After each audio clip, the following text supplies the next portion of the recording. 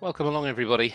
An absolute delight to welcome you with us live here on FEI TV. Welcome to Compiègne, welcome to France, and welcome to the very best of FEI Dressage. Not only is this five-star Grand Prix class here for us to enjoy, but of course it's part of the FEI Dressage Nations Cup Series as well. And in fact, 9 different teams taking part today. We've got a tremendous, a world-class field of horses and riders, 32 of them in fact due to go down the centre line in this Grand Prix. Tomorrow we'll bring you a Grand Prix special and freestyle, but today it is that all-important Grand Prix test, and what a big year for international teams, and this certainly could be one of the classes, one of the events, one of the most important for many on the run towards Paris this year. Well, to get things underway in front of our panel of 5 judges, to introduce those judges, it is sat at E, Raphael Serra for France, for the Netherlands, Mariette Sanders van Gansrinkel at H. At C, our president is Germany's Henning Lerman. At M, it is Isabel Vessels from Great Britain, and at B, Susan Barup for Denmark. But it is Spain and the tremendous experience of Beatriz Ferrer-Salat that gets things underway. Well, it's certainly been such a leading light, not just for Spanish dressage, international dressage over the years, with those wonderful horses like Beauvalet and Brilliant. This ride, Elegance, that she took to Tokyo, I'm sure will very much have Paris in mind as well. Dutch Warm Blood by Negro. Last competed in the 4-star in Liere in Belgium back at the beginning of March. He scored just over 70% that day in the Grand Prix.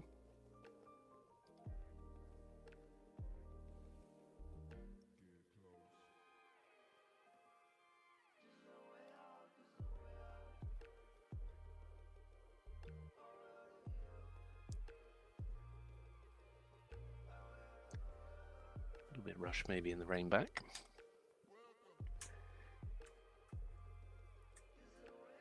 Combination best in the past in Grand Prix competition, 73.898, came at the championships in Hagen back in 2021.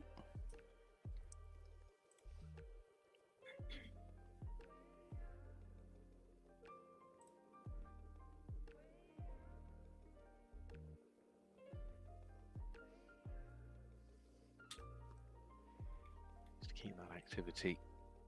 There we go. You can just see her putting her legs on, just asking for a little bit more massage. Yeah, solid start here.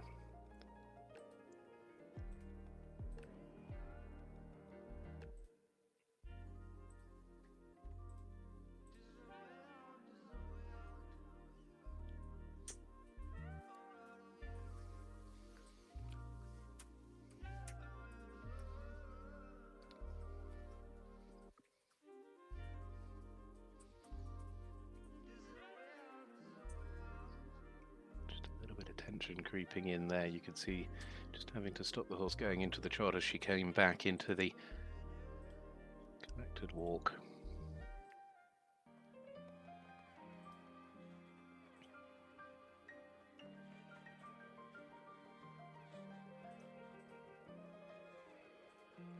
That'll have quite an impact on the mark, and it has, sadly.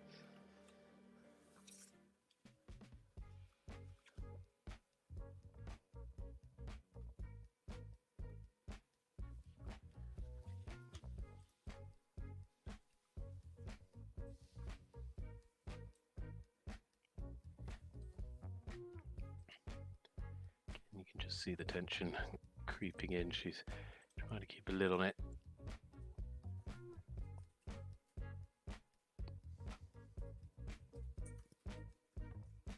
It's a shame because this test had started off quite strongly.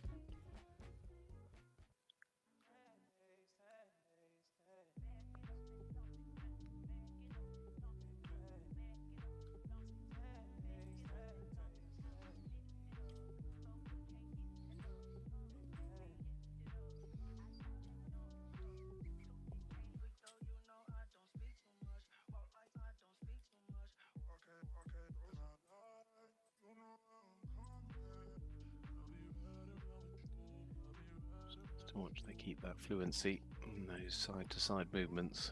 Ensure the balance stays.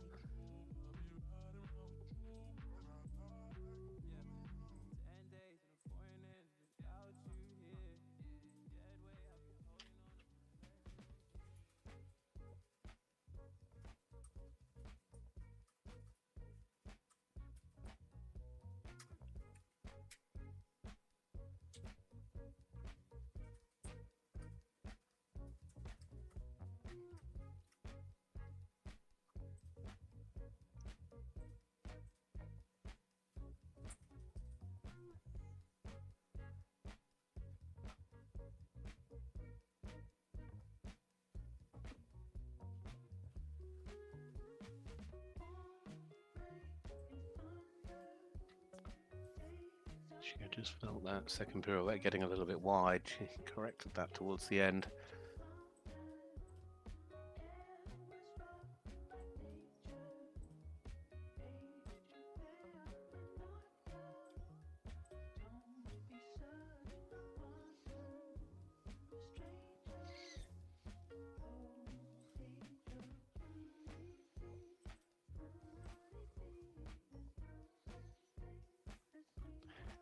Years of age, elegance now. She's had a lot of success in Grand Prix tests and has regularly scored over 70% in the past. I think today that moment in the walk is what's really sort of cost them.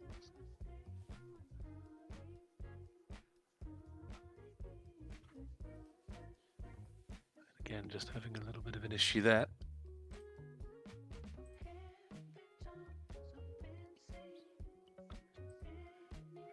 Beatriz definitely using her experience to contain. Just a little bit of rushed into the halts as well at the end, but elegance and Beatriz Ferrer-Salat there getting things underway here in this Nations Cup Grand Prix as the first of the Spanish team here today. Teams of 3 for Spain, Portugal, Great Britain, the Netherlands, France, Sweden, Germany, Belgium and Denmark. And to come a little later as a part of that Spanish team, we will look forward to seeing their other 2 riders, Borja Carrascosa, and also coming in a little later on this afternoon, we have Sergio Juarado Lopez. Well, there's the scores. The first lineup of scores: 62.065 at E, 68.043 at H, 68.587 at C, 66.087 at M, and 66.087 at B. So setting the standard there with a score of 66.174%. Well, we stay on the Iberian Peninsula for the next to go, because it's now the turn of the first of the riders for Portugal. Carlos Pinto, Jules Delacy, beautiful looking stallion, by Florencio 2.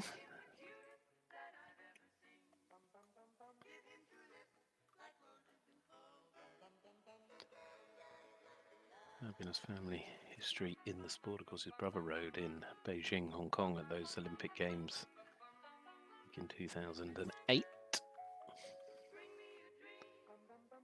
His wife as well has also competed internationally for France.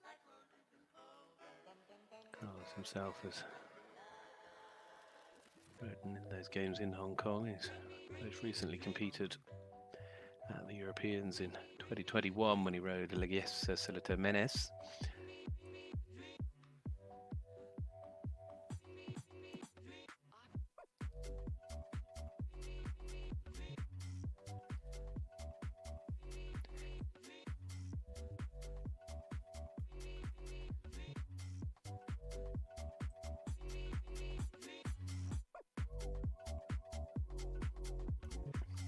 This was his son has been riding in Prix last year in Young Riders over the last couple of years. Carlos, he brought this horse through Small Tour, having ridden it as a young horse They've actually ridden it. This will be their third Grand Prix test together. They rode in Italy and then in Germany back in April.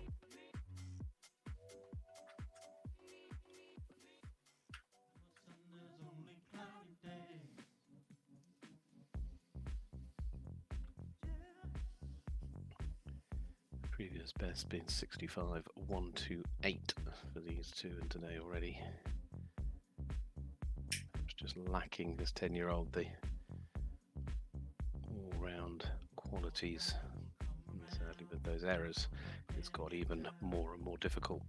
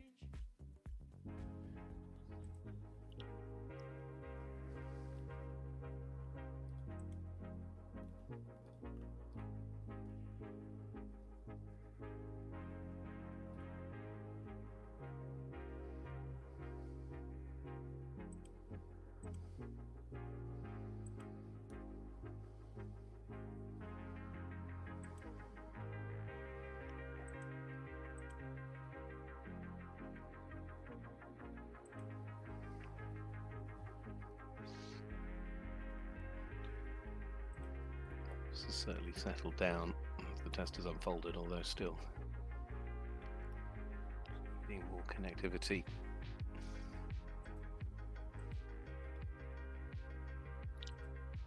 More overall.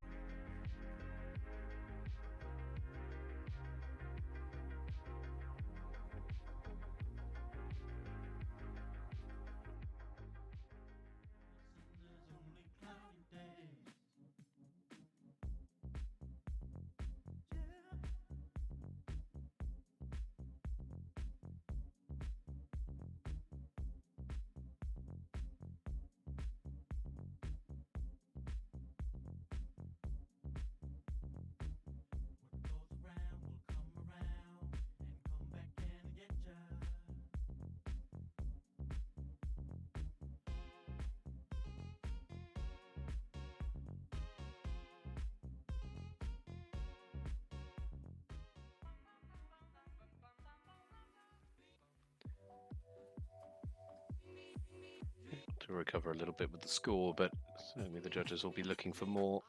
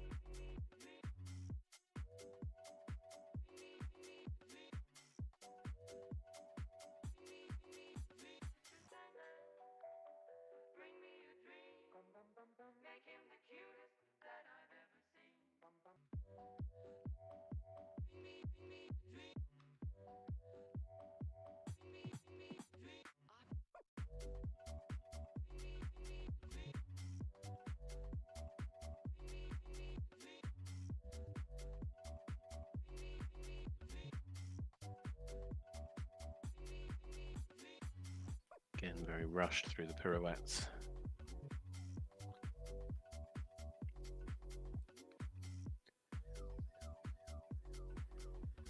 If it hadn't been for those problems earlier on, I think this test would have settled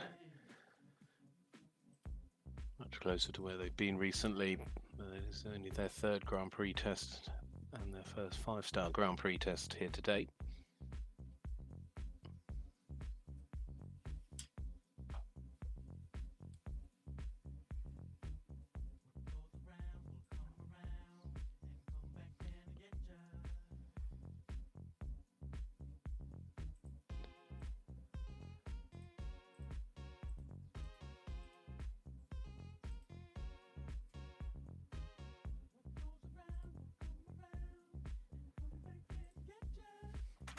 Unable to challenge the leaders, or leader. Only our second down the centre line to start this Nations Cup competition. Portugal, part of the team event here today. And Carlos Pinto there. And Juliette Ramel getting things started for the Portuguese team and bringing that score back up well over 60% to around the 62 mark as we await the final confirmation. And there it is across our panel of judges: 63,478, 61,087, 61,739, 63,696, and 61,630, which of course gives us that overall percentage score of 62,326%. So 2 have gone. Beatriz Ferrer-Salat has set the standard 66.174. With elegance for Spain, and we'll see the next parts of the Portuguese team a little bit later on, as we're going to start now with the first of the team for Great Britain. Their team of 3 here today, including Becky Moody, Annabella Pidgley, and this man, Andrew Gould, who will start things off for the British team with this 13-year-old stallion called Genie. Dutch warm blood by Joao.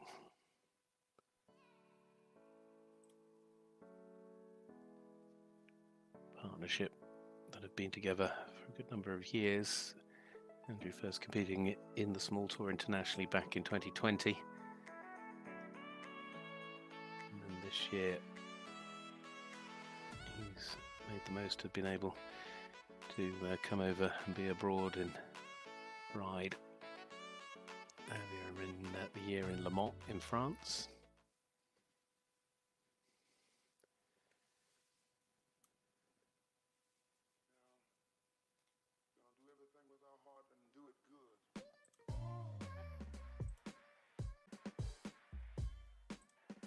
Combination previous best in Grand Prix came in fact here in the 3-star last year when they scored 68.739%.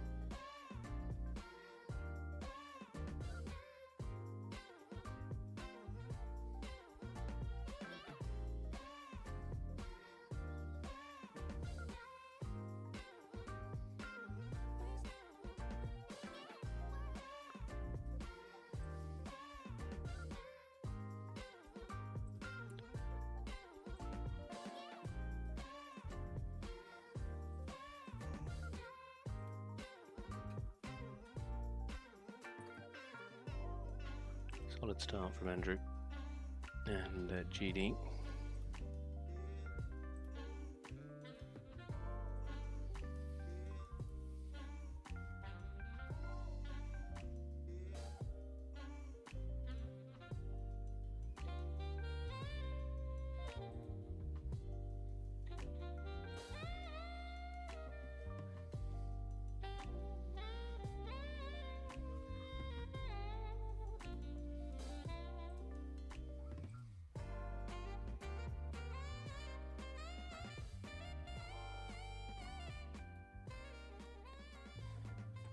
Going from the power and connection of the Piaffe and Passage now into this walk. Just asking the horse maybe just to stretch a little bit more down with the nose.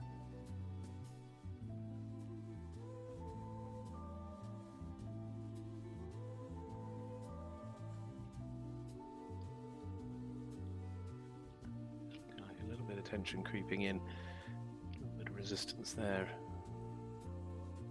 coming through the corner.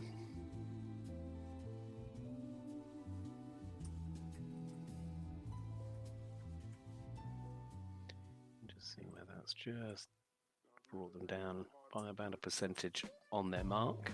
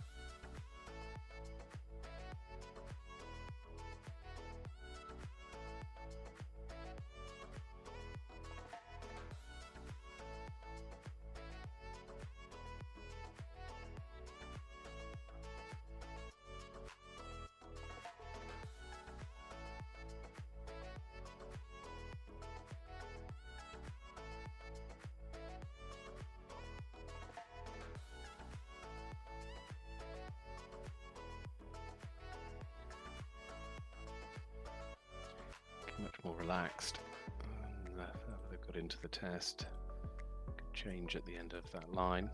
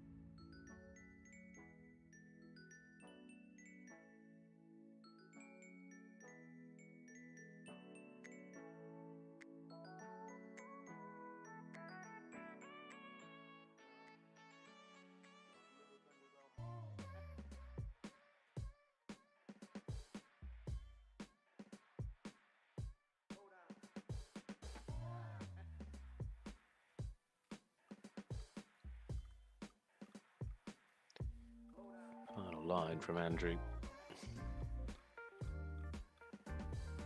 British team looking for a really solid start here. The leading score, as you can see, is still 66.174. Just a little bit of an issue here on the final line. It's just a small break in the communication.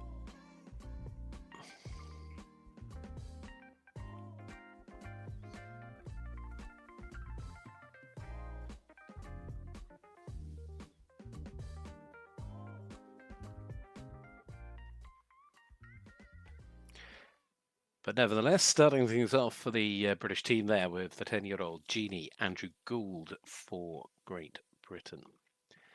Great to see so many people here already. Nice and early start here in France for this Nations Cup dressage. The weather not ideal, but nevertheless, as you can see, Andrew Gould there for Great Britain has been averaging around 65.5. In fact, that's exactly where it'll stay. 65.217 at E, 65 at H, 64.022 at C, 68.216 at M, and 65 exactly at B. So it is 65.5% for the first rider on the British team. Well, there are, as I mentioned, 9 teams involved in this FEI Nations Cup, but there are a total of 32 riders. So there are also those individual nations as well who will be competing, and we're going to turn to one of those in just a moment. In fact, here they are. It is Grete Ayache that is next up, and she's just getting set to kick things off with Vertigo, 12-year-old by Vivaldi, out of a Florestan mare. Of course, her husband Alexandre rides for France. Grete, who rode at the Europeans last year with Faro Daraya. In fact, that she rode at the Europeans as well in 2019. She's ridden at the World Championships in 2022 and in 2014.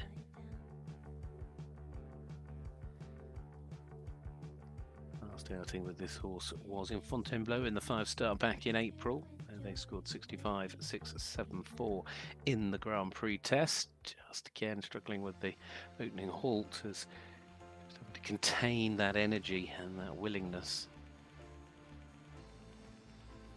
This is a partnership that rode in 5 of the World Cup rounds over the course of the winter.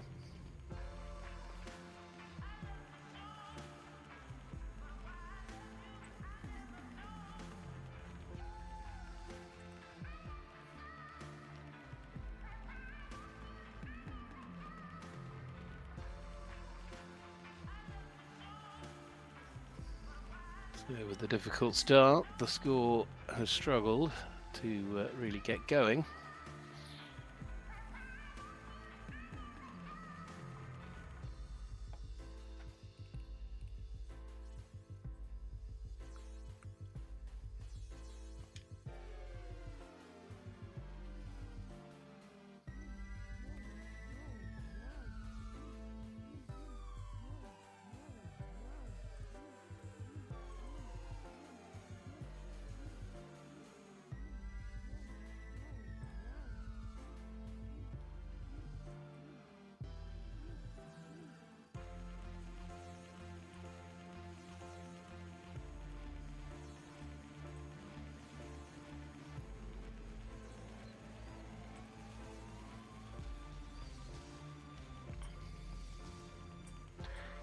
They'll be a little bit disappointed with how this test has unfolded so far, having had a strong run over the course of last year and to start things off this year.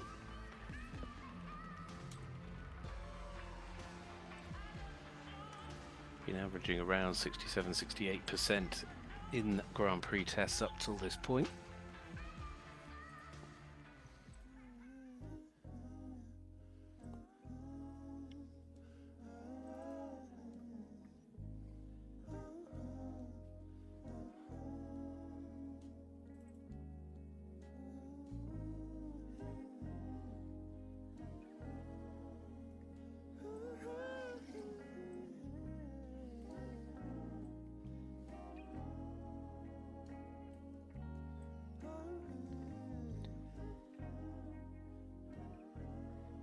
Having to be very, very delicate, especially to ensure that the horse waited for the transition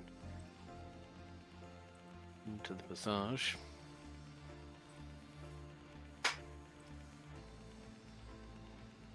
Need to be careful they're not travelling in the PF either, but I'm sure they've got enough lift.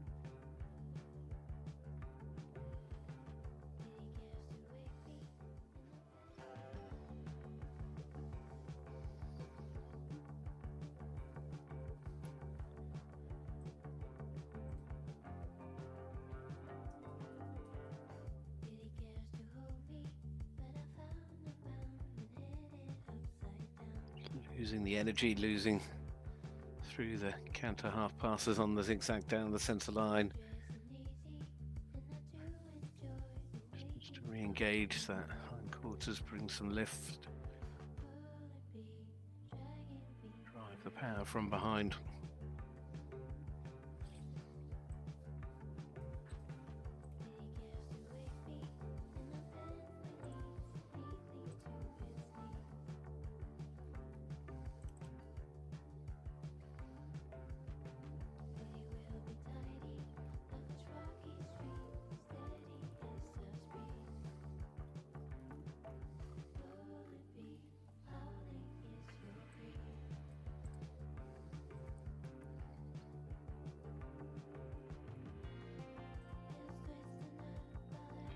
Just again, the rhythm falling away on that centre line.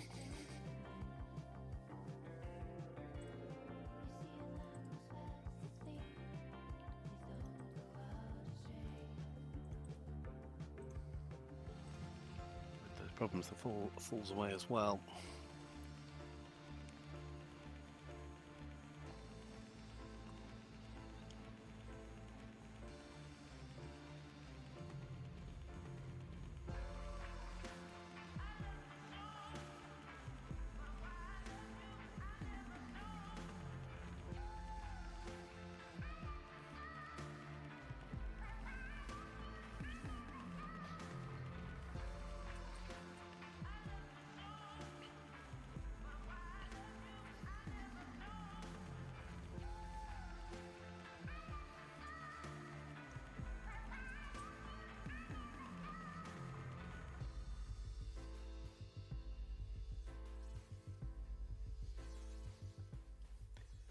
Well, for Estonia then, Grete Ayache and Vertigo certainly having some difficult moments as the tension again just creeping in a little bit here this morning with these horses. Very still day despite the bad weather. You can see from the flags there's not really a breeze in the sky. It's a good day for riding. It would just be better if it was a little sunnier.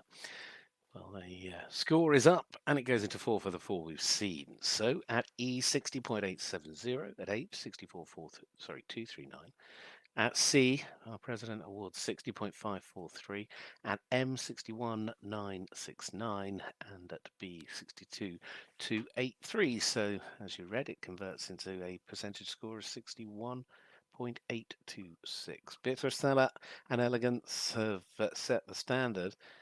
So it is the Spanish start that leads with that score of 66.174. We now move on to the first of the riders for the Netherlands, Kr&uuml, riding Galicius. Galicius then is by Jazz and out of a Rodiam mare.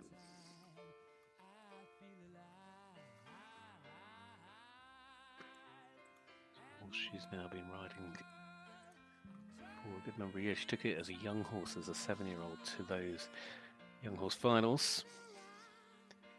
But it's now 15, and as I said, very well established at this level.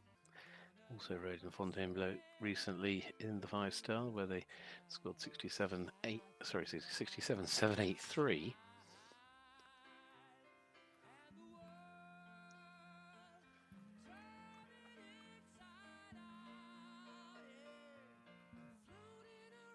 Their personal best in Grand Prix, I believe to be 71.696%.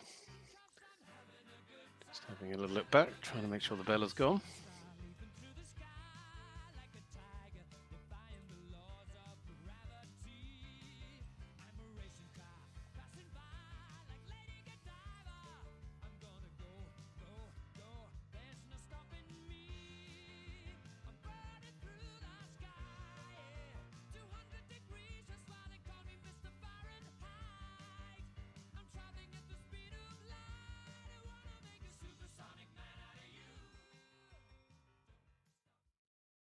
So, Galicius and Kr&uuml, the first of the trio for the Dutch team in this Nations Cup competition.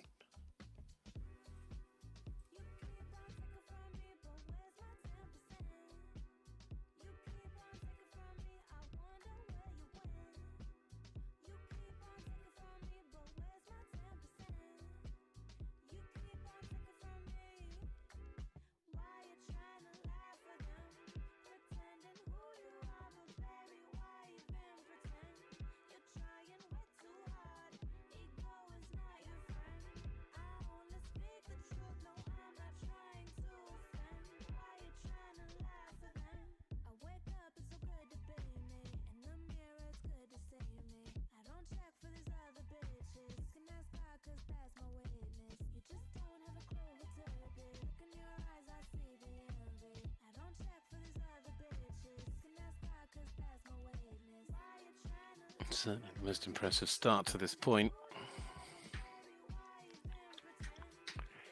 Yeah, quarters just trailing a little bit in on that rein back. Not completely straight.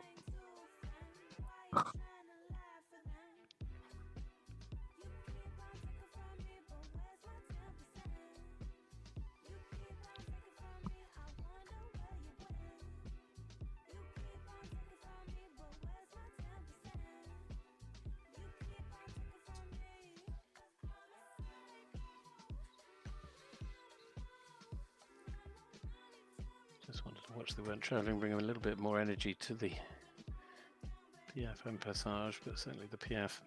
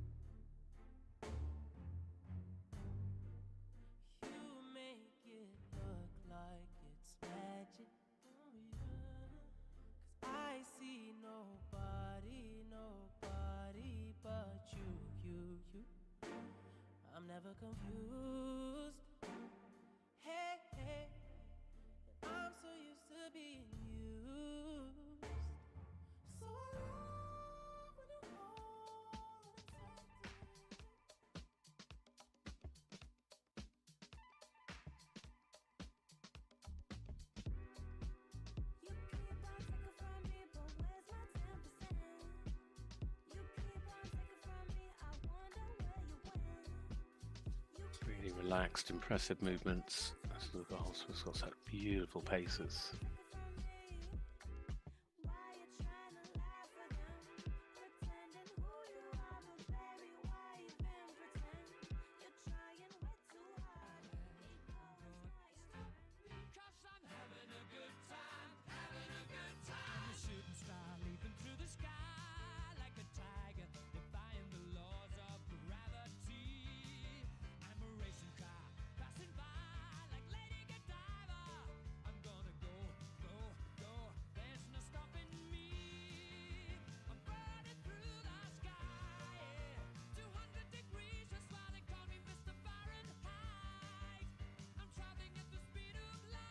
Even take a little more risk in the extended canter.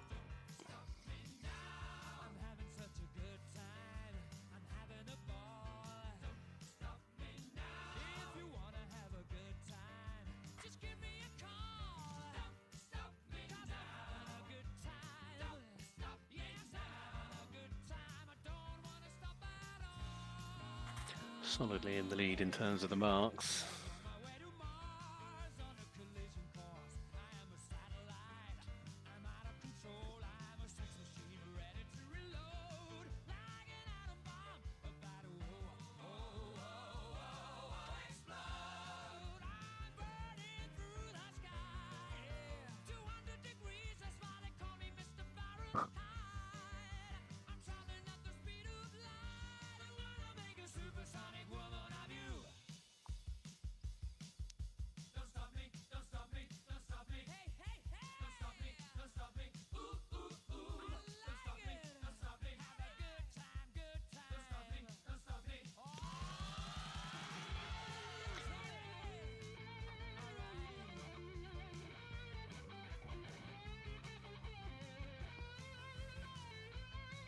Needs to do that consistency through the pirouette, but certainly looking nice. It's just dipped away a little bit towards the line there, down the middle with the pirouettes.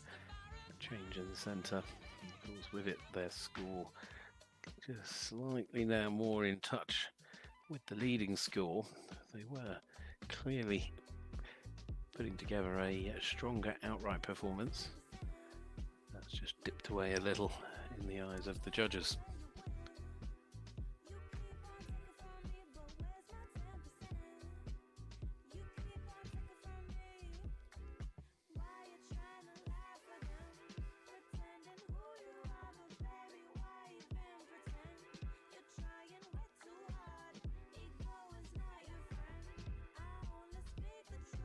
Been such a long time partner.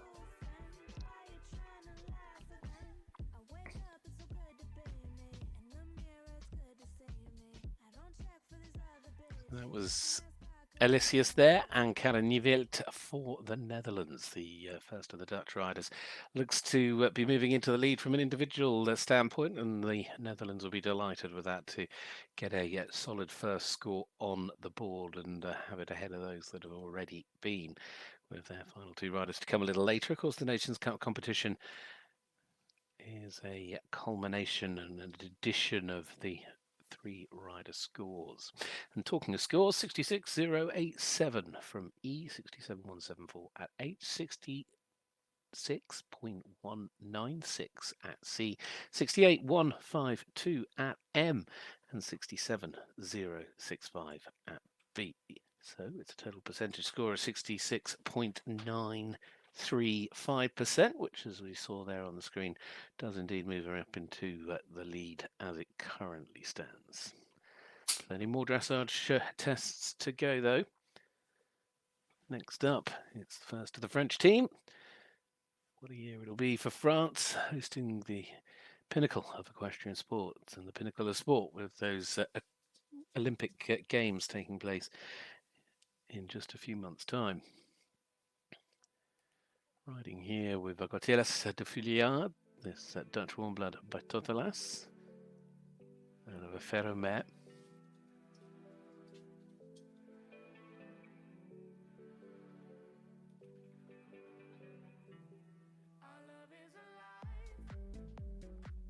Was very successful coming through the youth ranks of the sport. Rode this horse at the World Championships in Herning back in 2022. It was a horse he actually rode as well as a 7-year-old at the World Championship finals. That was back in 2018 with this 13-year-old now. These two scoring 69.609 in the Grand Prix in Fontainebleau. They also went to Aachen as well for the 3-star there, where they scored 72.660 in that Grand Prix test.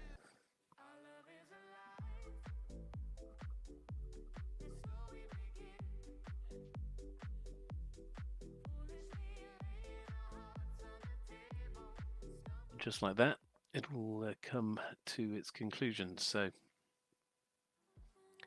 or will it? What's going on?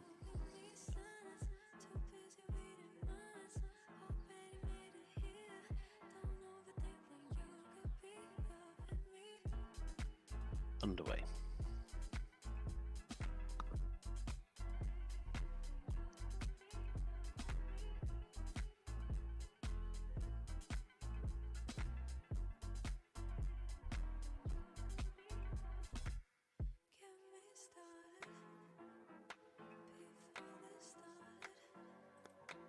Putting out the opening movements with really strong start. There's lovely fluidity to the movements from this horse. It's got a lovely presence in the arena.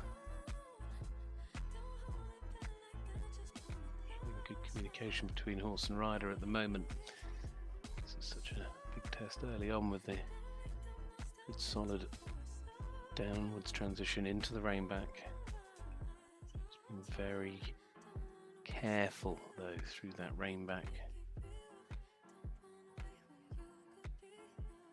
Immediately trending over 70%, 71 at the moment.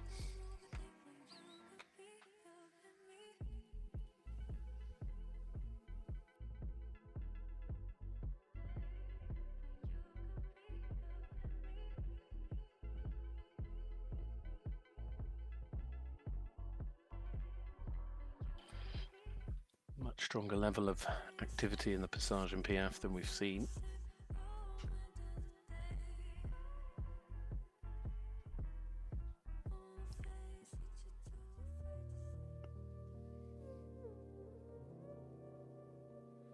They will be very much vying for one of those spots on the French team this year.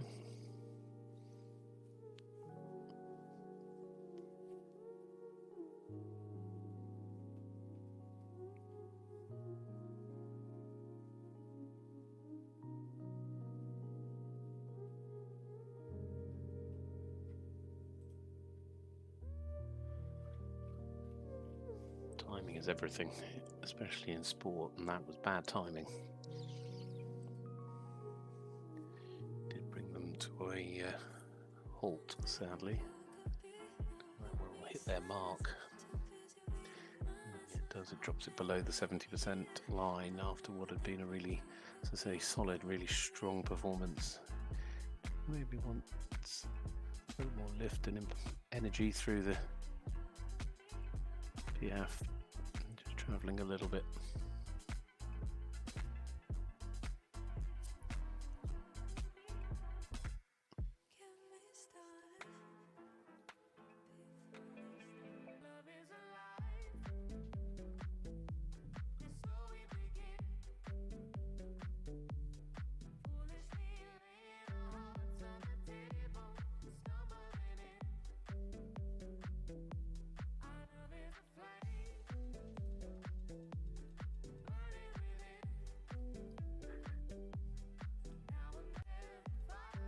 Great to see though the way they haven't let that little problem bother them, and they've got the quality to be able to be picking up those 7.5s from the judges.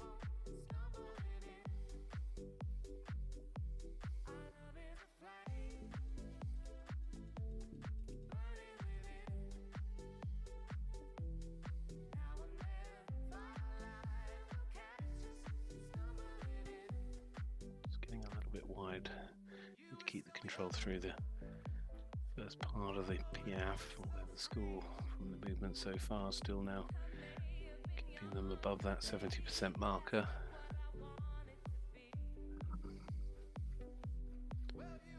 Nicely done through the second pirouette.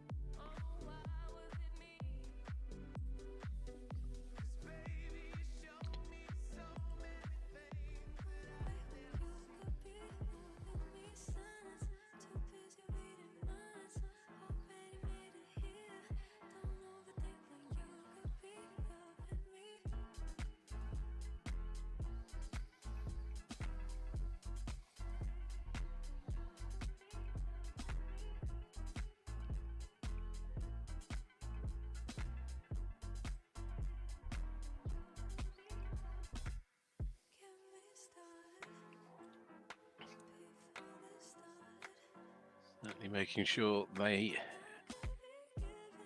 get noted when it comes to looking at what and who will be heading to the Paris in the summer here in this 5-star FEI Nations Cup. For the dressage, and a good solid square halt as well at the end. Corentin Pottier riding there. We've got Filias de Filiard, the first score, which is obviously going to go well over 71%, and first in the 70% marker at all. So a really, really good outing there for those two for France. Well, the score is in at E72.5, at H 72.5, at C 74.413. And then it was 72.174 at M, and at B 71.739. So gave them a total percentage mark of 72.065% to lead the way.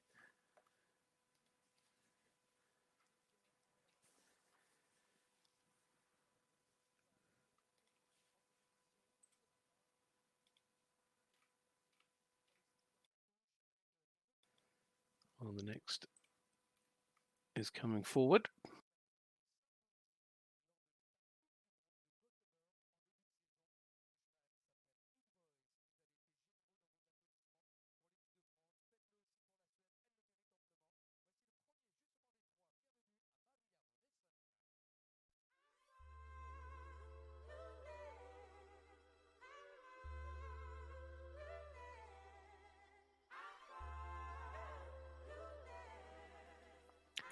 On to our next nation, which of course is Sweden. The winner of the World Cup, Patrik Kittel, will be coming a little later for the Swedish team. Also has Juliette Ramel here, and this lady, Maria von Essen, who rides Invoice. So, it's Oldenburg gelding, 14 years of age, by Jazz, out of an Olympic Ferromare. The win in Gothenburg in the Grand Prix. That World Cup round. Sweden certainly bringing a very strong trio with them here.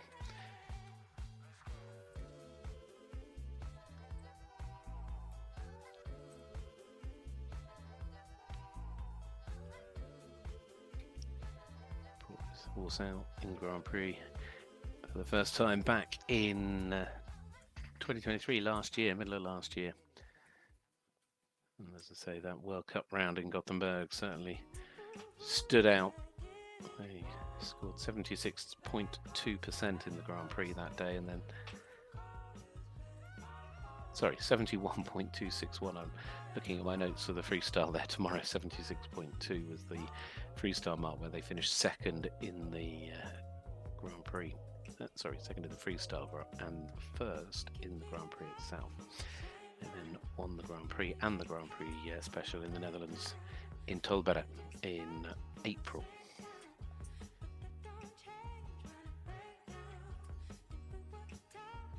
Just from that angle, looking like the quarter is treading a little bit, but it can be deceptive from this camera angle.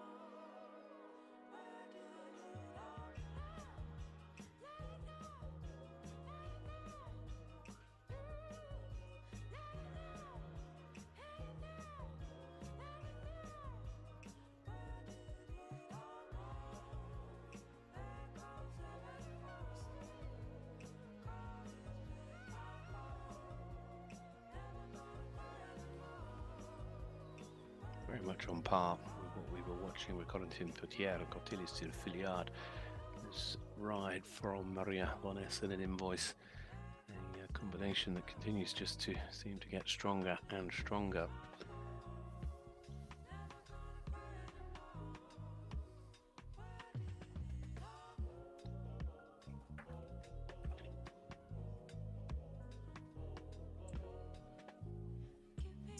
They have reached the dizzying heights of a 74% score in Grand Prix tests before.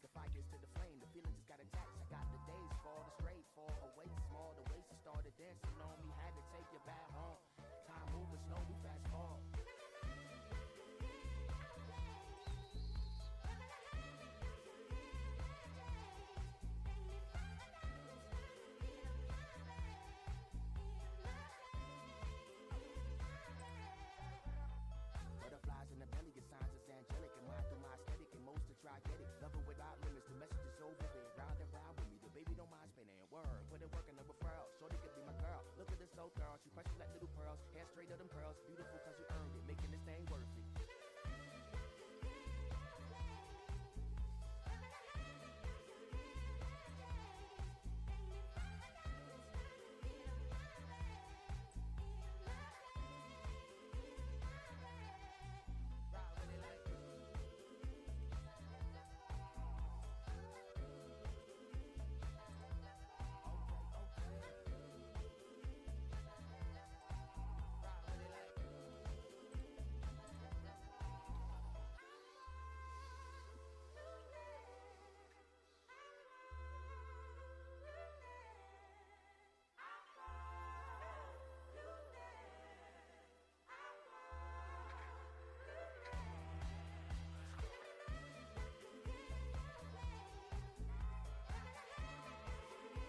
All in all, a very solid and strong outing here, although just a little moment there in the change.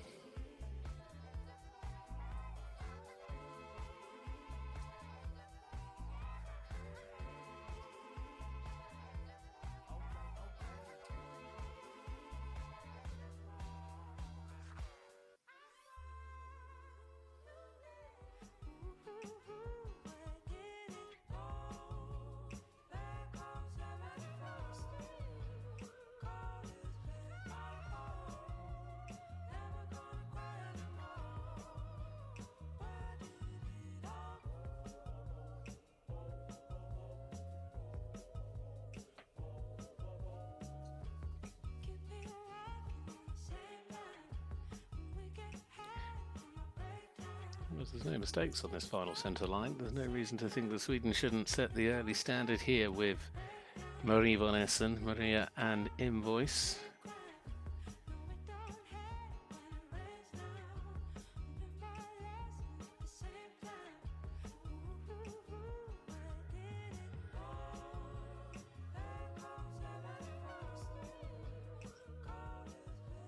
Well, there we go. It's going to be very tight, but I think she's done enough with that performance on Invoice, and Sweden will be certainly buoyed by the strength of that start. And when you consider the team tests, the team results will come out of a multiplication or an addition, perhaps is a better way of saying it, of the scores. It certainly helps, but it will be close. But it's a really good start. So there's your marks from the 5 judges: 69,565, 72,5, 74,348, 72,609 and 72,609. It is a total percentage score of 72.326% there for Maria von Essen and Invoice. Well, the next nation to get underway will be Germany. 6th nation in terms of team competition, 8th rider to go down that centre line. In fact, it'd be 7th nation, I should say, because we've got 9. Well, we'll see Belgium and Denmark after the break. Katharina Hemmer and Denox PCH, this Oldenburg stallion, 14 years of age, by Destano, out of a Pitois mare.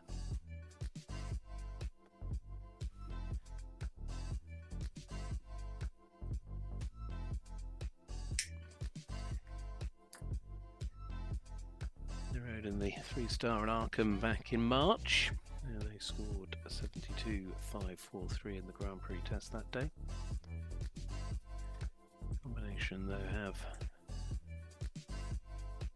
good experience together from last year. They rode in their first 5-star together last year as well. That came in Montenegro, where they scored 72.761 in the Grand Prix that day. That sort of score here today would put them at the top of the pile as things stand. Former ride of Herberta Schmidt. He, in fact, first rode this horse internationally back in 2016, and then Katharina taking over the ride from the start of last year.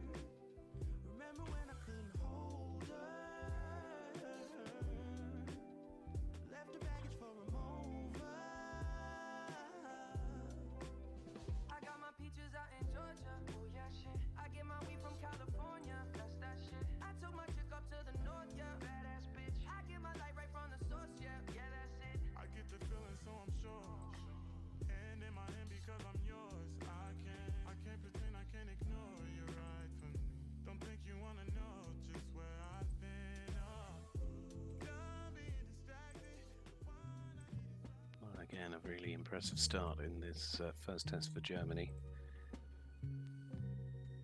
And good activity through the walk. So tired of playing with this bow and arrow.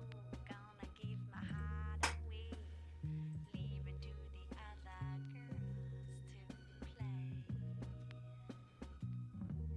For I've been a temptress too long.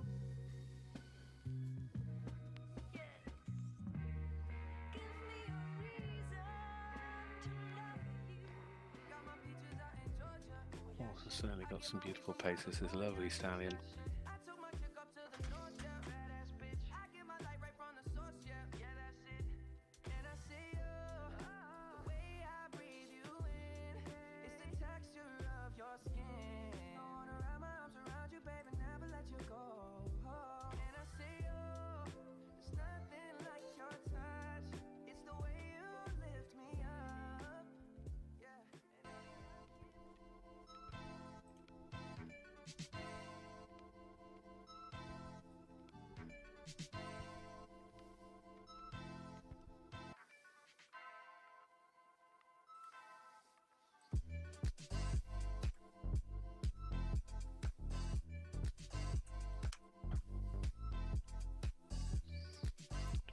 Rushing, pulled a little bit through towards the end of the changes.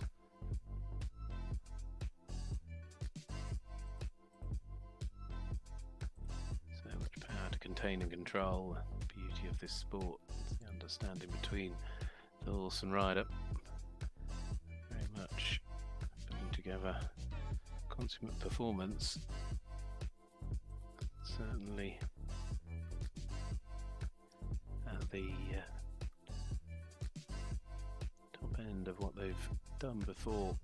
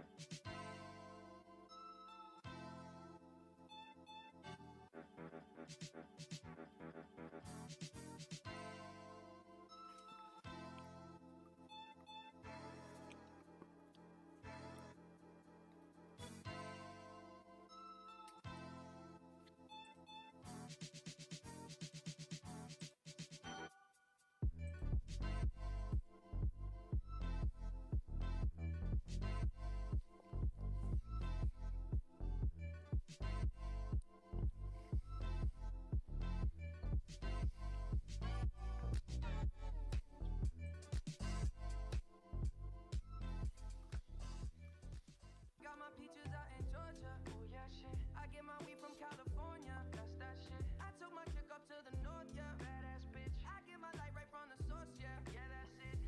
And I say, the way I breathe you in, it's the texture of your skin. I wanna wrap my arms around you, baby, never let you go. And I say, there's nothing like your touch. It's the way you lift me up. Yeah, and I'll be right here with you till the end. I got my peaches out in Georgia, oh yeah shit. I get my weed from California, that's that shit. Be very tight with our current leader, and it's going to keep the scores very, very close indeed. And Katharina Hemmer here with this beautiful 12-year-old stallion, Denox PCH, making sure that this Nations Cup competition is going to be a very closely fought out affair. Lovely way into the halt at the end as well. So many good moments within the whole of that Grand Prix test. I'm sure the German team will be absolutely delighted with how that has started off here today. Still to come as well for Germany, Matthias Alexander Rath and their third rider, Frederic Wandres. So with Duke of Britain and Diego GS OLD. Germany certainly have got a lot of strength to come, but it's going to be a really hot battle between the teams in this Nations Cup competition. It will be just to see who comes out on top as well. We're going to enjoy some fabulous dressage, and we're going to go down the centre line once more in around about 10 minutes, just over. So 12:42 local time here. Wherever you're joining us, you're absolutely welcome. And it's great to have you with us alongside us here on FEI TV. Well, then.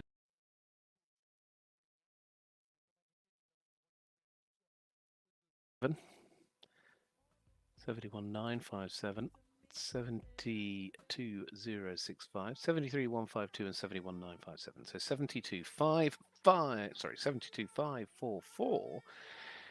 They keep getting better, don't they? There's a new leader individually, and Germany, as I say, will be over the moon with a start. So there's the lineup, the order at the moment. It is Katharina Hemmer leading from Maria von Essen and Corentin Pottier.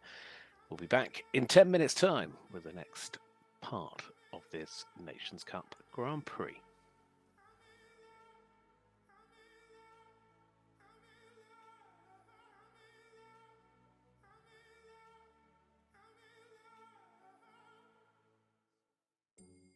Not enough, I see you waiting. Your hands up, your body shaking. It's hard love, I know you're faking. I know you lie, I've seen you lying for 4 months in front of me. And now we're single enemies. It's cold blood, come back to me, come back to me. I knew you couldn't stand to be here on your own. Knew you never last without someone to hold. Now you're crawling back, you forget what you owe. Knew you in your heart with nothing to hold. You said you'd rather die than get caught in a lie. Said you'd rather die than be someone to blame. Now there's nothing left, you forget what you claim. Knew you in your heart with nothing, your heart with nothing. 71957, 72065, 73152, and 71957. So 72544. They keep getting better, don't they? There's a new leader individually, and Germany, as I say, will be over the moon with a start. So there's the lineup, the order at the moment. It is Katharina Hemmer leading from Maria von Essen and Corentin Pottier. We'll be back in 10 minutes' time with the next part of this Nations Cup Grand Prix.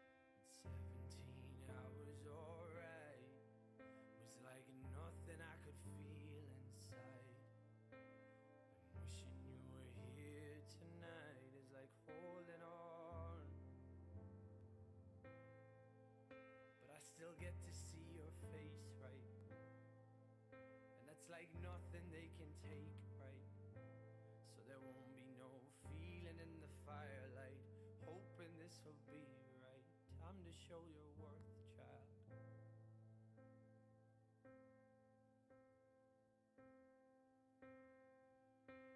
I remember when her heart broke over stubborn shit. That's no way to be living, kid. The angel of death is ruthless. And I'm always thinking summertime with the bikes out, pushing our luck getting wiped out. Days were nothing but laughing loud. Underneath my coat when you tap my shoulder, hold my hand. Nights were nothing but dark, and there you could be my armor then. Island smiles and cardigans, the nights that we've been drinking, and we're here to help you kill all of this hurt that you've been harboring. Confession should be better planned alone. That night I'm surely damned. Run away and I'll understand it. What's important is this evening I will not forget. Purple, blue, orange, red, these colors of feeling. Give me love, I put my heart in it, and I think about it all the time. Lights went out, you will find you kinda struggle not to shine.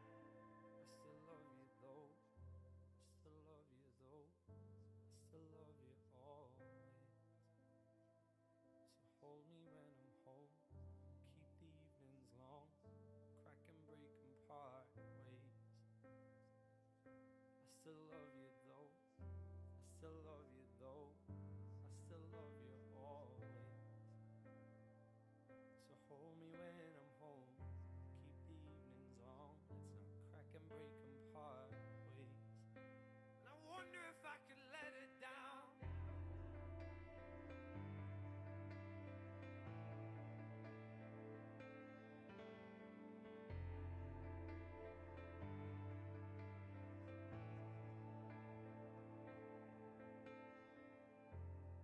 Somewhere between psychotic and iconic, somewhere between I want it and I got it, somewhere between I'm sober and I'm lifted, somewhere between a mistress and commitment. But I stayed down, girl, I always stay down. Get down, never lay down. Promise to break everybody off before I break down. Everyone just wait now, so much on my plate now. People I believed in, they don't even show their face now. What they got to say now, nothing they can say now. Nothing really changed, but still they look at me away now. What more can I say now? What more can I say now? You might feel like nothing was the same, and I still been drinking on the low, mobbing on the low, smoking on the low, smoking on the low. And I still been plotting on the low, scheming on the low. The furthest thing from perfect, like everyone I know, yeah. And I hate that you don't think I belong to you. Just too busy running to run home to you. You know the paper, my passion, bittersweet celebrations. I know I can't change what happened, I can't help it, I can't help it. I was young and I was selfish. I made every woman feel like she was mine and no one else's. Now you hate me, stop pretending, stop fronting, I can't take it. Girl, don't treat me like a stranger. Girl, you know I've seen you naked. Girl, you know that I remember. Don't be a pretender. Getting high at the condo, that's when it all comes together. You know I stay reminiscing, and makeup sex is tradition, but you've been missing, girl. You might feel like nothing was the same, and I still been drinking on the low, mobbing on the low, fucking on the low.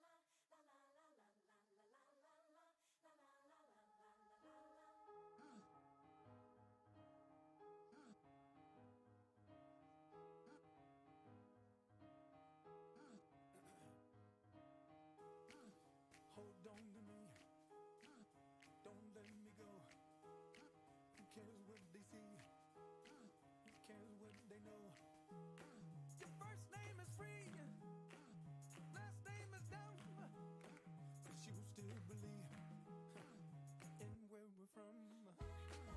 Man's right flower, it's in every living thing. Mind, use your power, spirit, use your wings.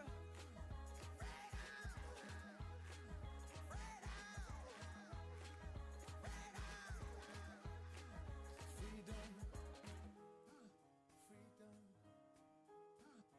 freedom, freedom.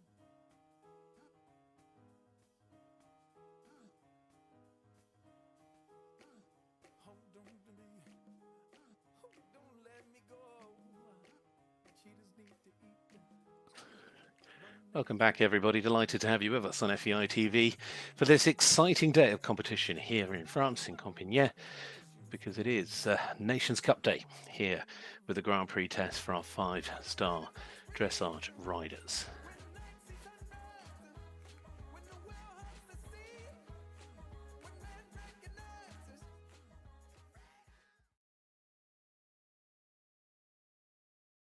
Getting us back underway in a competition that is currently led by Germany, and that test from Katharina Hemmer and Denix PCH on a score of 72.544. Now it is coming in, turn of Belgium's first rider. Charlotte Defalque riding here with Botticelli.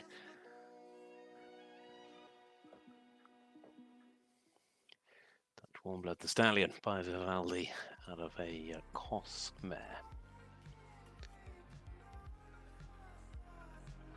Has been a championship rider. She's come through the youth ranks and the juniors, young riders, under 25s, and then at the senior championships in Risenbeck last year. Also at those world championships in Herning back in 2022.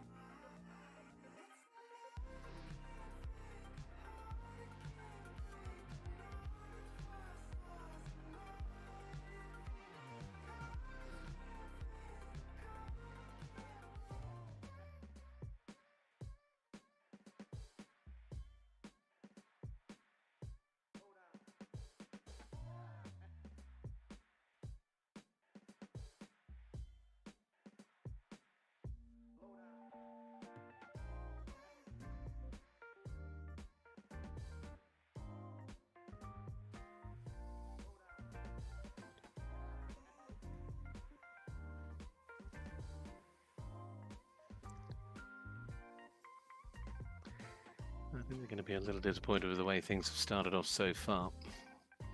We had a good run through the winter on the World Cup circuit. Their Grand Prix percentages have been much closer to 70-71%. I would have been hoping for a bit more at those Europeans last year. They scored 71.072 in the Grand Prix test.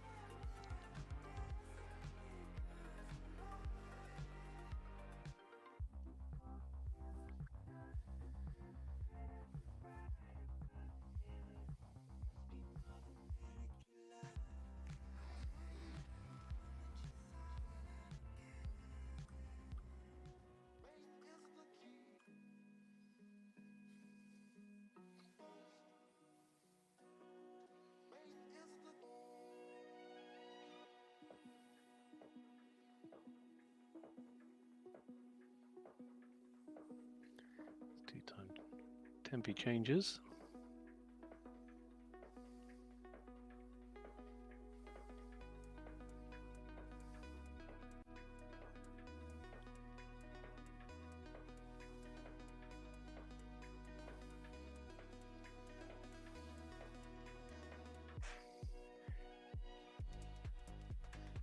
A little bit of a shy, something just spooking the horse ever so slightly there on that extended movement.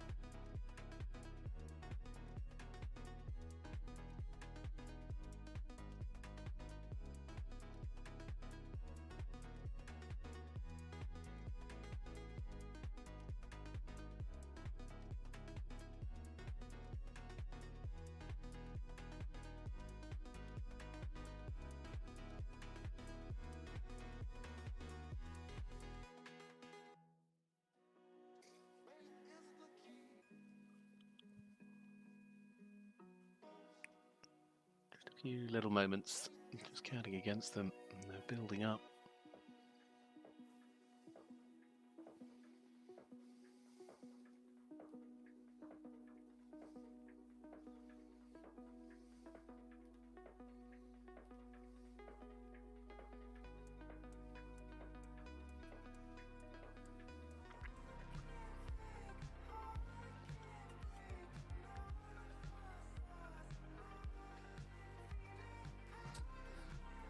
Tough start for Belgium.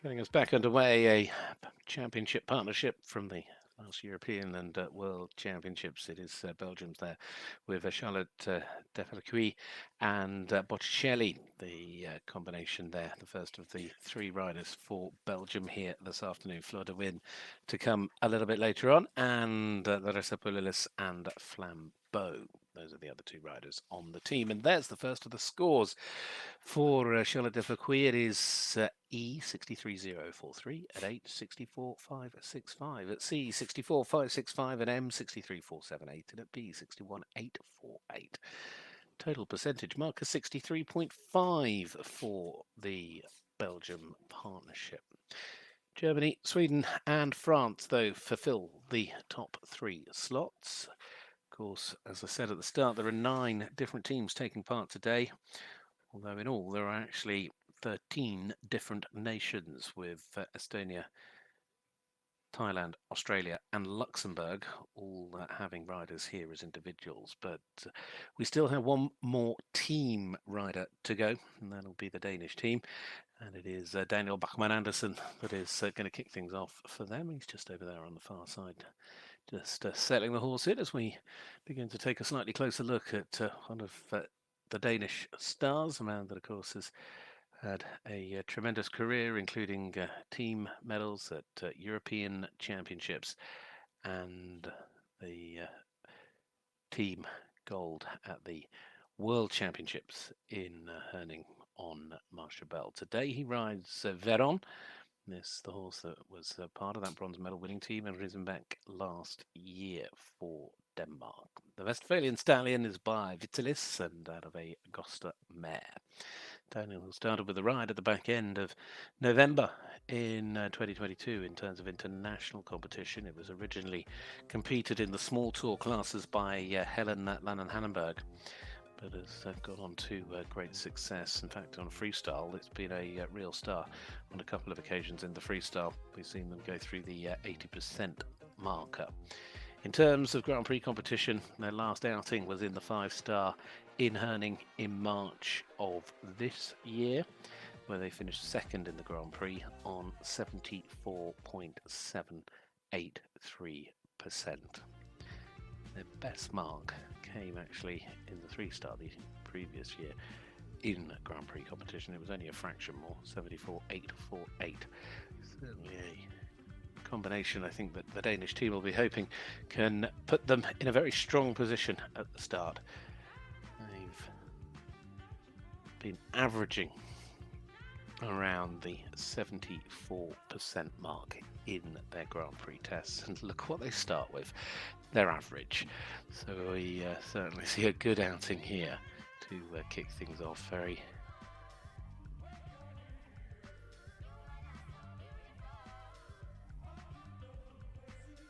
it's going to be a fascinating competition as it unfolds. Got some really strong horses and riders at the beginning, but then throughout there's a lovely field for us to enjoy here.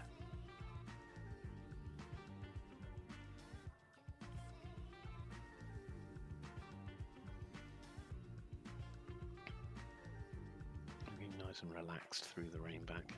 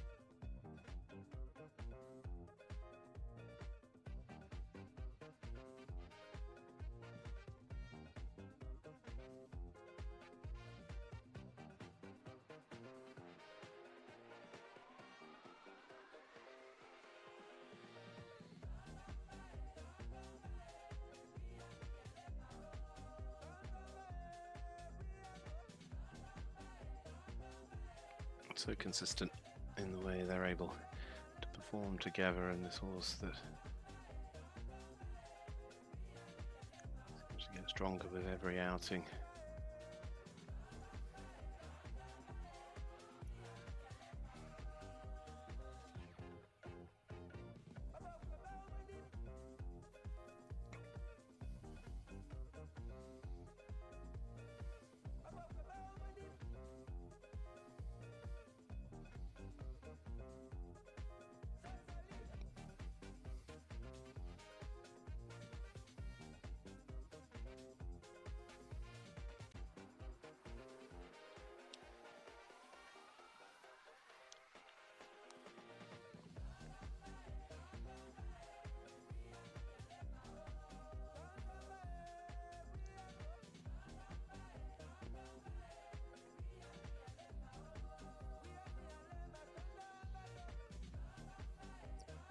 Setting up nicely for the pirouettes. Beautiful lift, lovely rhythm and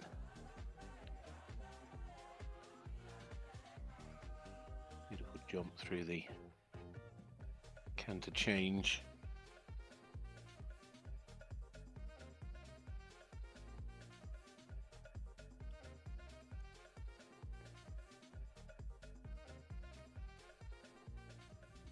Downward transition as well.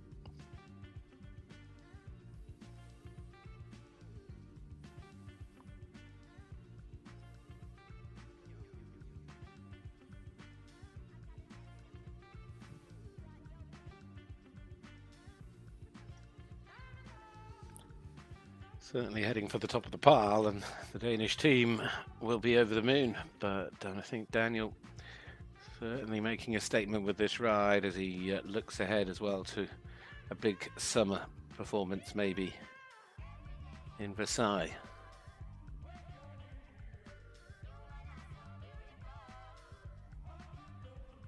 There's no doubt though, the Danish team that are here mean business. And with a ride and performance like that, they are certainly going to be top contenders for the top step of the podium. We will see how it unfolds. But Daniel, Bachmann, Andersen and Veron with a quite brilliant test in this Grand Prix, CDI 5-star here in Compiègne. So it's over 76 that we can see quite where and how we're about to see.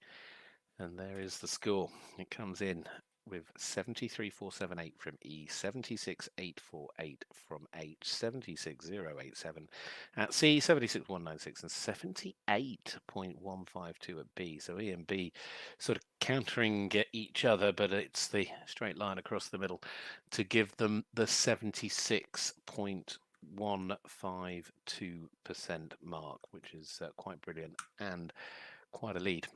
So it's a long way to go, and the Danish team still with Nana Skobberg-Meralt and Blue Horse St. Chauffreau as their next rider, and their final team rider will be Karina Kjærskrøf and Helens Dansirera. So Denmark obviously looking for a very strong result here. Well, we've now actually seen the first rider to go in each of the team slots. So we now come to the second of the riders for Spain. Their first rider, who was the very first to go, Beatriz Ferrer-Salat, an elegance on a score of 66.174, is currently sitting in 6th position after the first 10 have gone. So we move on to Borja Carrascosa, riding here with Fresantino FRH.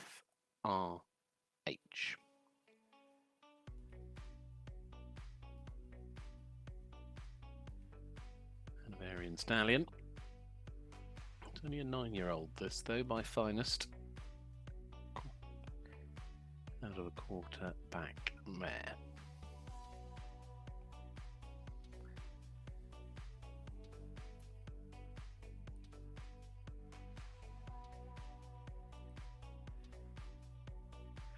Fresh back from riding at the World Cup final in Riyadh a few weeks back on Herbert NRW. They ended up just outside the top 10 in 11th place.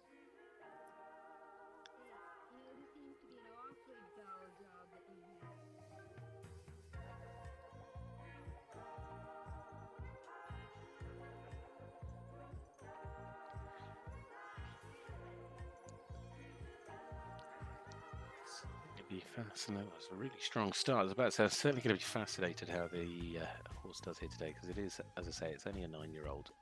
These two have been partners for the last few years, and it's horse he rode well in the 6- and 7-year-old World Championships.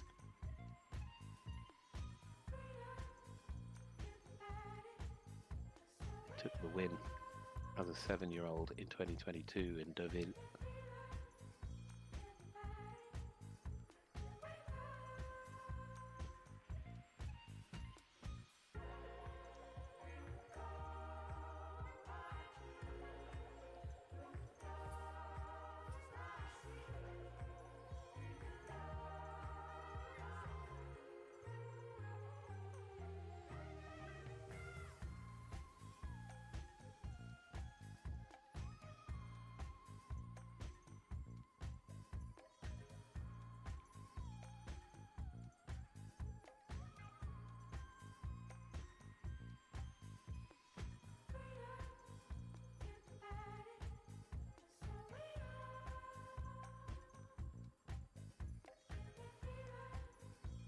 It's only their third Grand Prix test.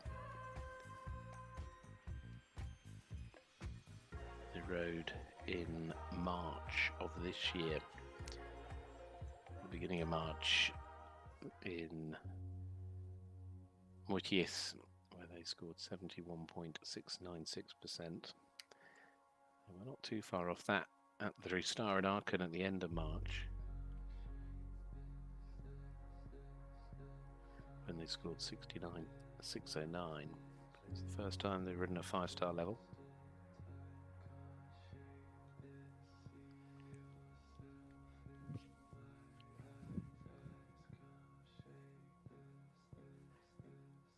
Spain have always played a strong role in international teams over the years. I think this horse that we can see with Borja today will be a big part going forward. It's just lost a few marks through the walk.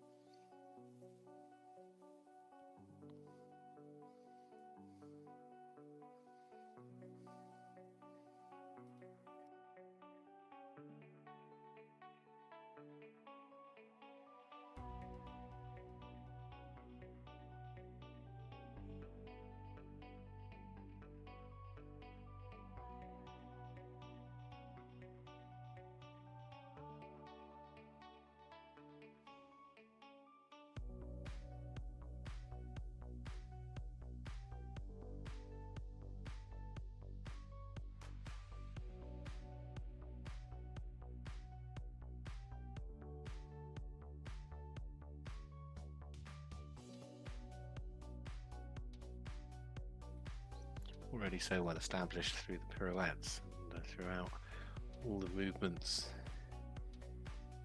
having shown on so much quality and been spotted for that quality through the young horses classes.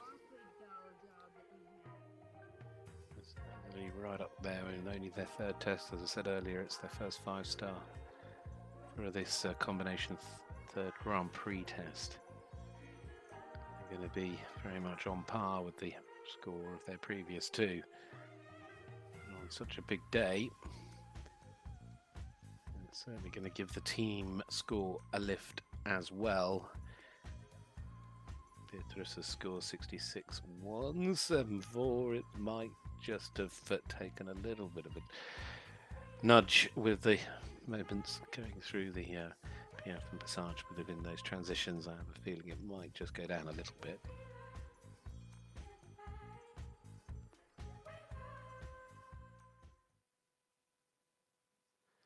Well, it's heading towards 69, but it's going to be in the 68s, but it still will be the better of the two scores so far. And as a 9-year-old, it is a horse to remember for Trentino FRH.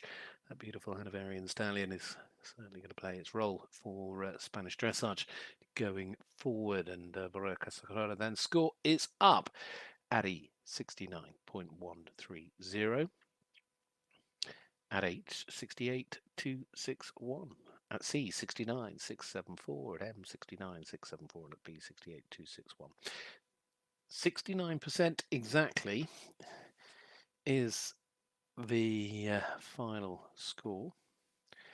So that graphic we just saw, of course, was the graphic for our team scores, although it didn't seem to be filled in for some bizarre reason. I'm not sure why, but I'm doing my best to keep track of them. But we'll also see if we can get them up on the screen for you as well.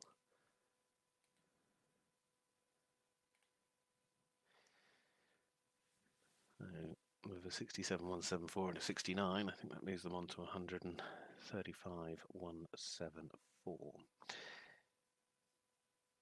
Portugal, I should mention as well, boy, they're going into 5th place as an individual. Portugal, though, go next. Their second rider out was getting set to start. Their first rider was Carlos Pinto and Jules Delegacy. He scored 62.326%. Next to go, it's Joao Pedro Maria Drossa Escabello is up next. Freelander Stallion by Escala out of a Bellissimo mare.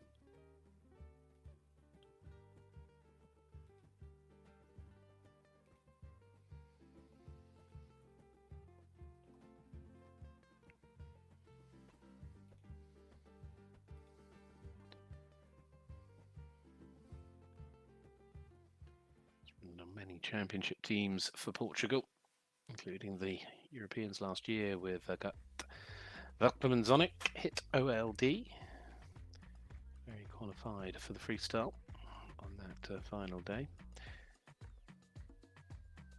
So rode that horse at the World Championships in 2022, where he qualified for the special.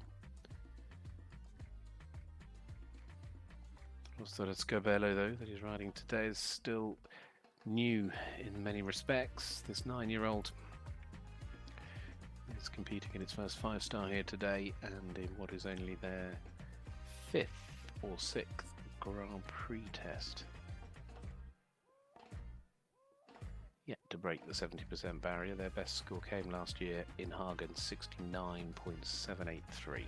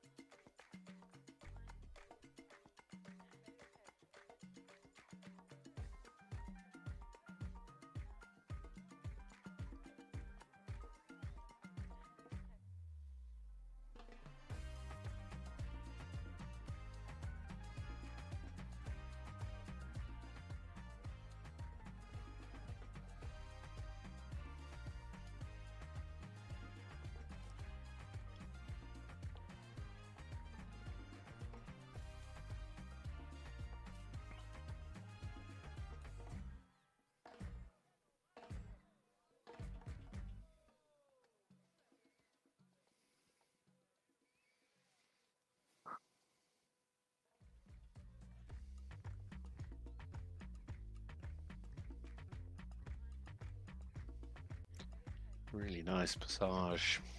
Good transitions through from the piaffe as well, and then down into the walk.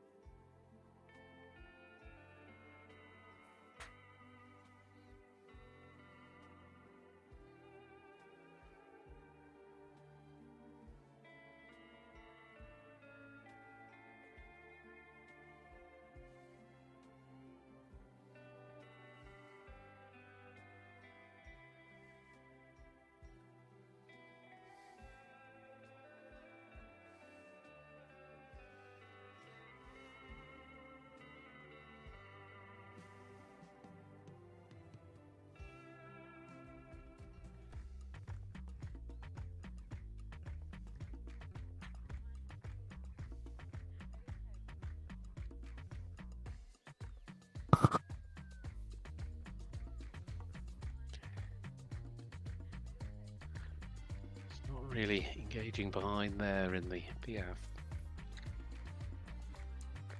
It's very still.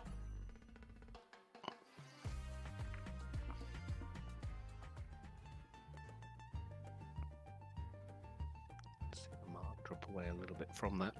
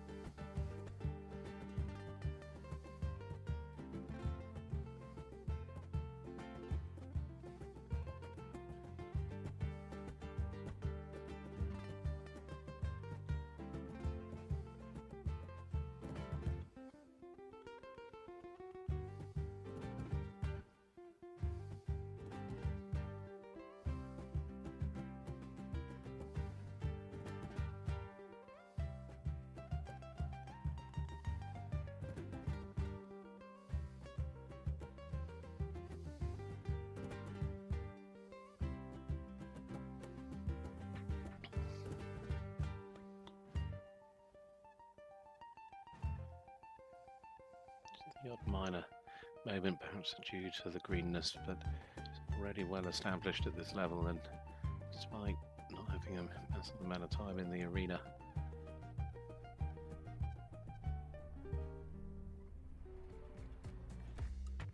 Considering the opening score for Portugal was 62%, this again will act as a big lift.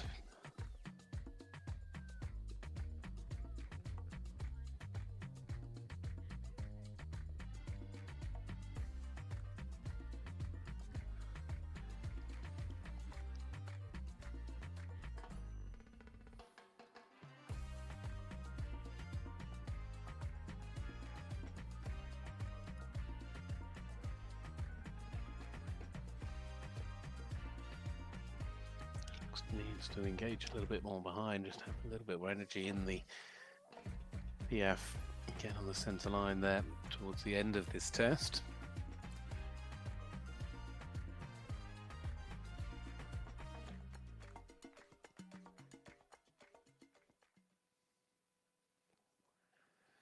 A lot to come and a lot to give, and there will be a lot more from Joao Pedro Maria and Rosa Escabello, and I'm sure it was a great experience for the two of them. Of course, he's top ride recently back from the Kingdom of Saudi Arabia in those Riyadh finals, so electing to bring the stallion here today for the Portuguese team as part of this FEI Nations Cup series. And there's the score, 70.625 is the score there, and 66.522, 66.087, and then you have 67.826 and 67.5. So 67.717 is the final mark, and that for Portugal.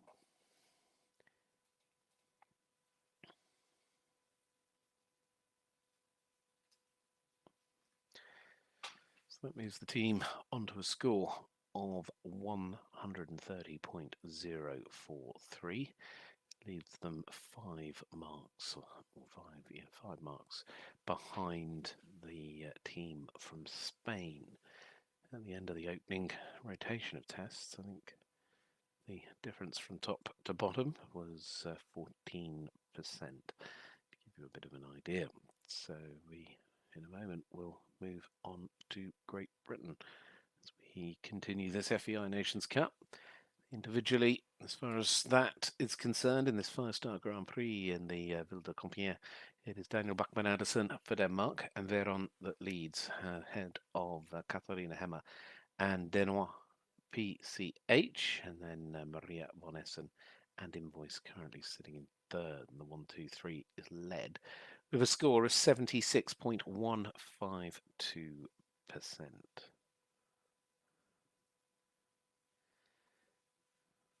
Heading our way, therefore, is another combination to head on down the centre line. This beautiful setting here, it really is quite delightful.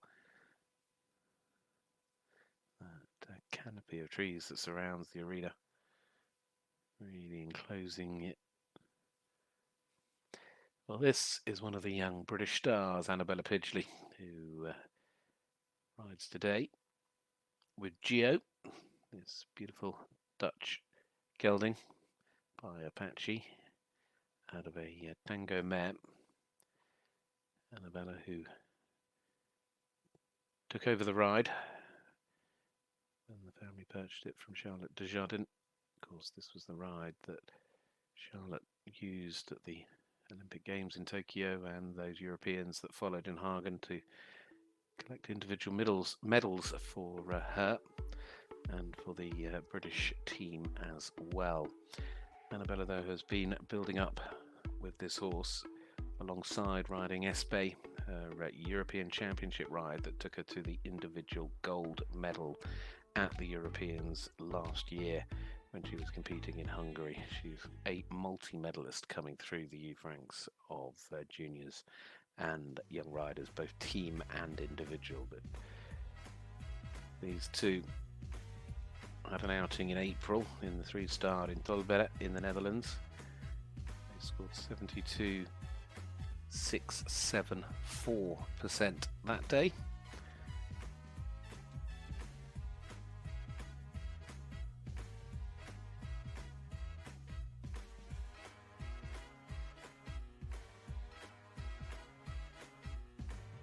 Combination's best performance came at Abington last year when the three-star, when they scored 75.957 in the Grand Prix. Just a little bit rushed at the start.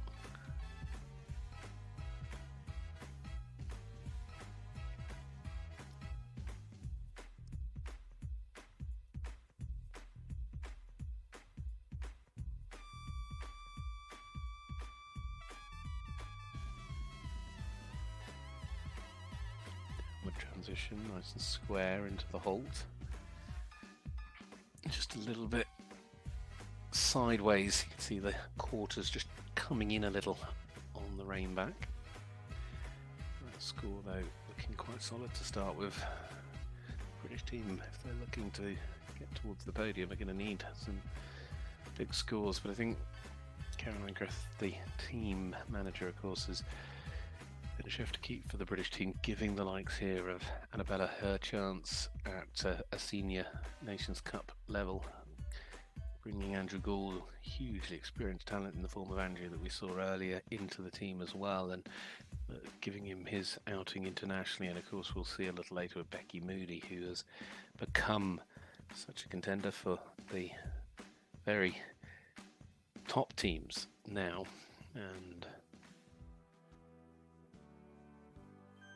we'll see now 72 currently.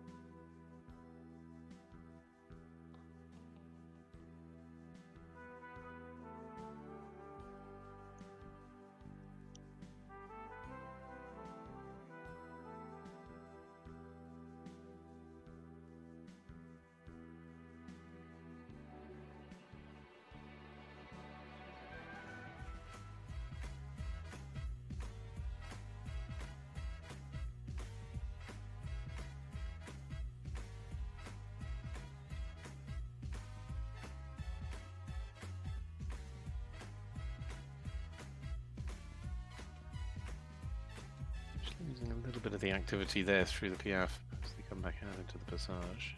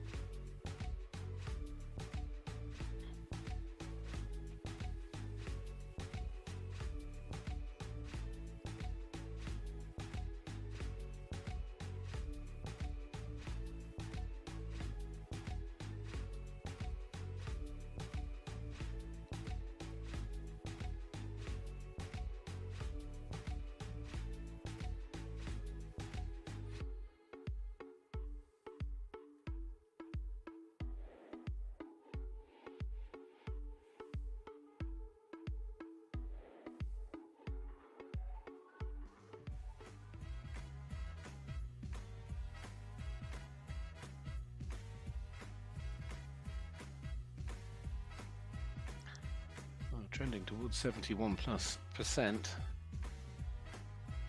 It's the first time these two have competed together at 5-star level as well.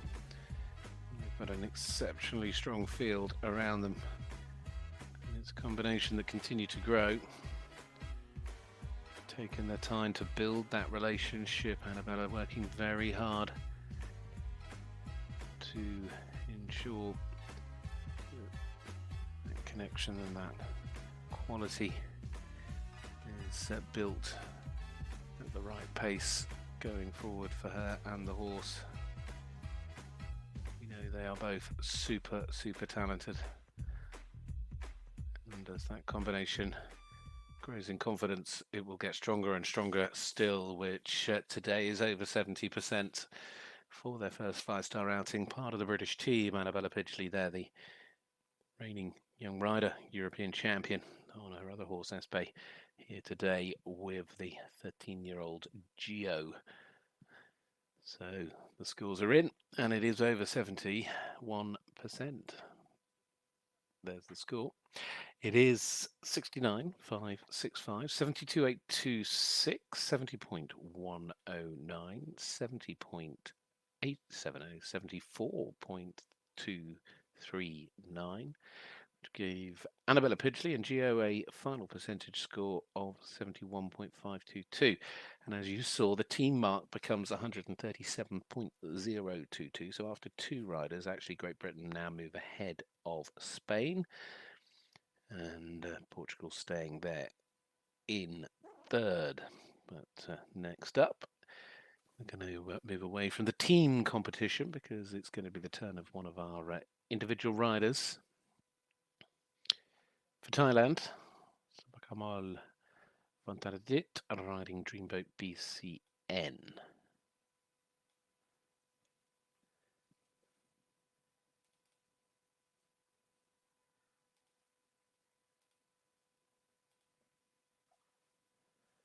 There's the judges inside their little huts. Very spacious. I said little, they're not really.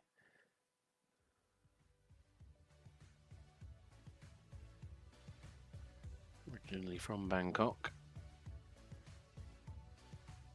Started actually riding at a local club, local sort of riding club back when she was a child at age 7. Riding here with Dreamboat BCN. Voice out of a Metal Man. These two went to the 5-star event in Doha back in February in Qatar. She finished 4th in the special. In the Grand Prix, they scored 65.544%. Now been a combination, a partnership since 2021.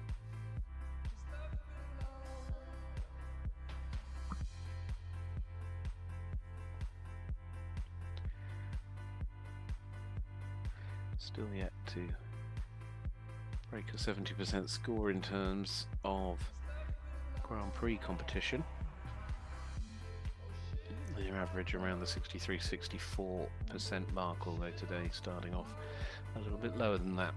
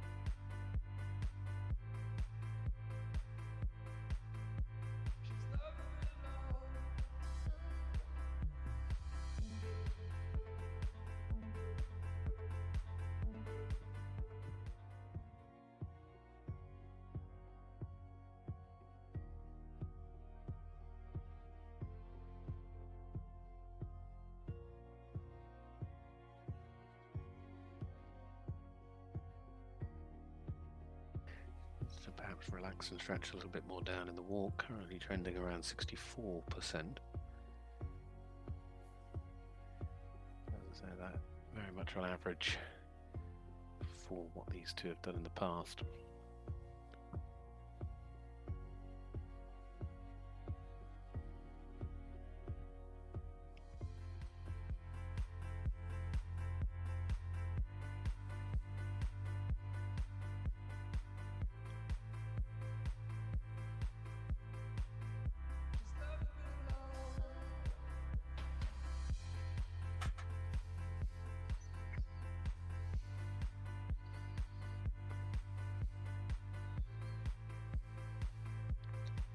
A little bit better through that PF Passage work.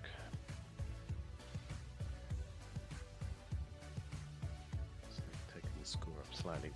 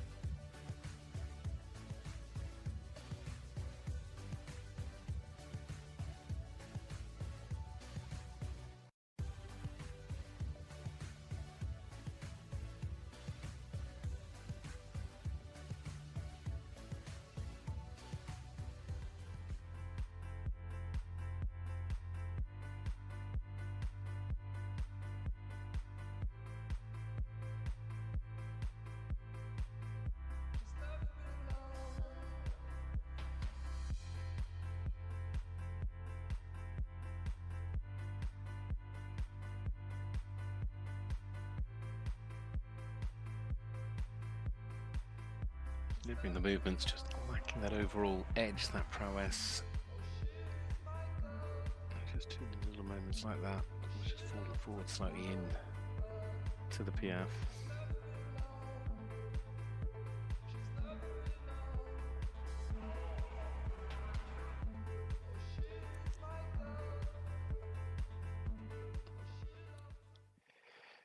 Very happy lady, and we'll wait for the score because it's certainly on par with their previous marks. So around that 63-64% mark, they'll be delighted to been able to continue that average. It will show that for them, they're continuing to get things right, which is great. Suphakamol Vuntanadit and Dreamboat BCN for Thailand. The score at E61.957. 65-435 at H, 66-196 at C, 64-380 or 348 I should say at M, and 61-087 as you saw, 83-805. Sorry, 63-805 is the final mark. So 63-805 goes into 11th place, just outside of the top 10. 14 have gone down the centre line. 2 more before we get to the next break. Turning back to one of our team riders as well, who goes next, because it'll be the chance for the second of the riders for the Netherlands.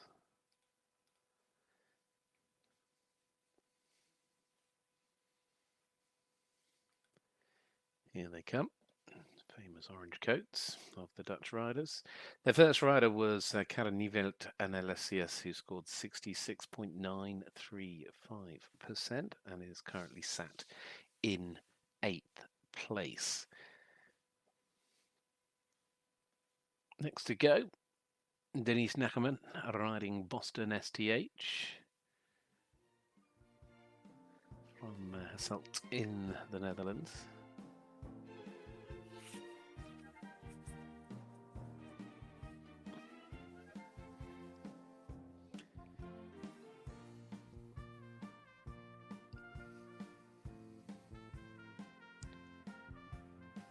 Has been a regular part of the youth squads and youth championship teams and medals between 2014 and 2019 in young riders and in under 25s with Boston. It's a great partnership. It's now the was it 18 now, this stallion, isn't it? She's rode on the World Cup circuit a couple of times recently as well. Outing was in London, London International shared Excel.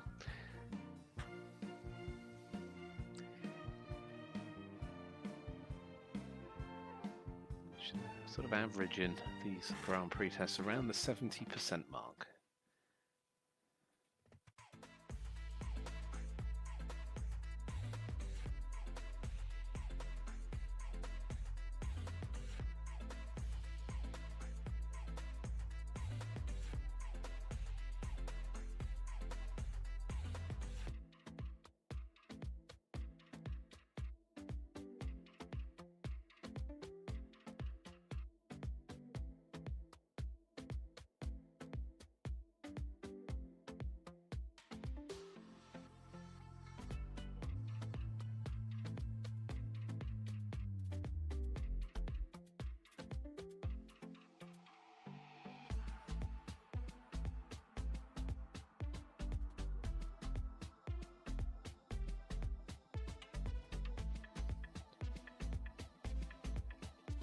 Entirely through the half passes. Difficult to see just how straight they are from this camera angle, but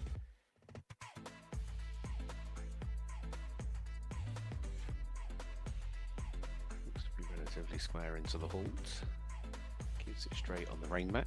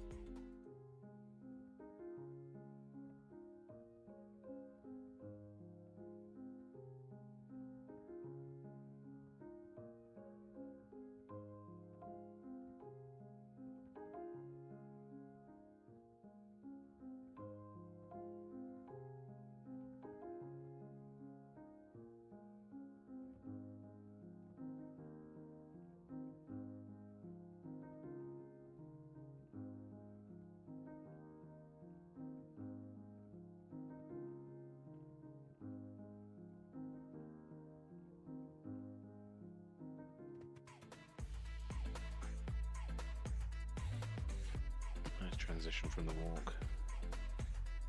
A little bit tense through some of the walk strides, but transition bringing the mark back up.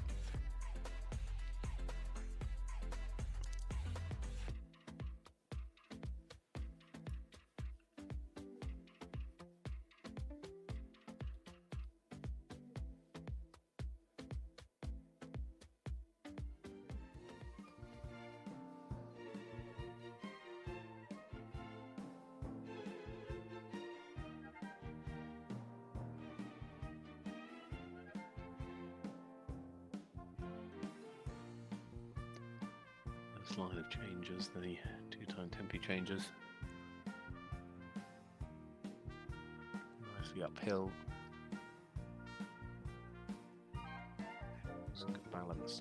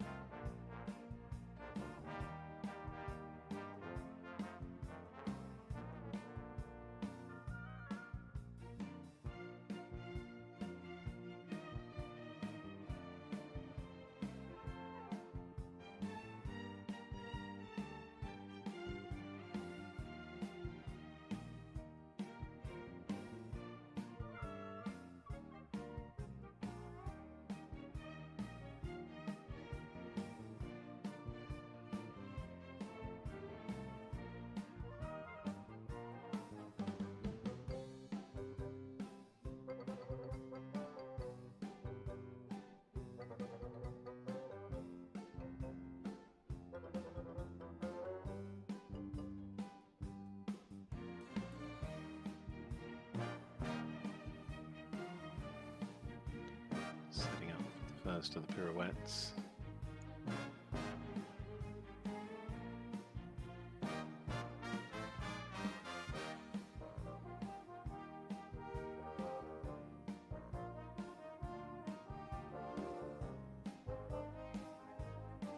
The size about right, that sort of dinner plate size.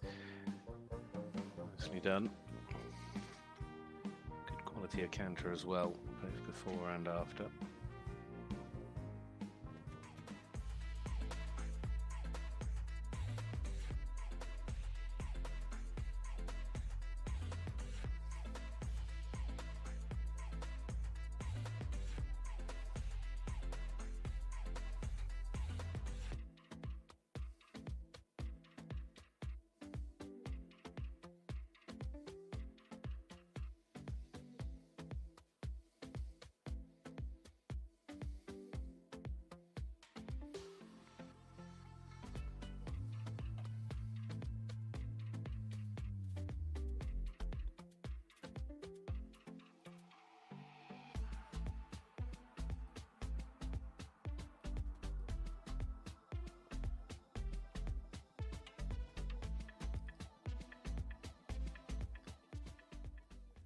And nice square hole eventually at the end as well there from that partnership for the Netherlands of Denise Nekeman riding Boston STH, the lovely looking stallion, the Dutch bred stallion there by Johnson TN out of a Quattro mare. So that is the second of the Dutch partnerships in their team of three. So the score just coming up onto the screen is at E 69.130. Then at H70, at C70, at M70.435, and at B70.435 as well. So that gives us an overall percentage score of 70.022. So just getting through that 70% mark, and it does, and is an important mark to keep that average line. What it does mean, though, after two riders and four teams in, well, two riders in the first four teams. Actually, Great Britain now will just go ahead of the Netherlands. There's not a lot in it, not even realistically 0.1%, but they are for the moment just a fraction ahead. And then we have Spain and Portugal, but they're separated by very, very tiny margins. Now, though, there is a little bit of a gap because then you move on to France, Sweden, and Germany, both, well, all three of which are teams sat within 0.5% of each other in second, third, and fourth on scores of 72. Denmark, of course, clear at the front on a score of 76. Certainly, from the early stages, looks like it could well be the day for the team from Denmark.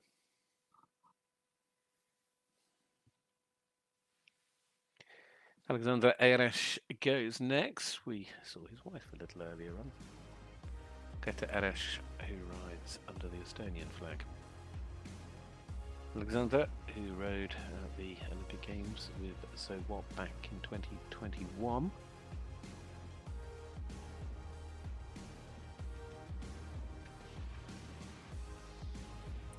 Riding today with Jolene, his European Championship ride from last year.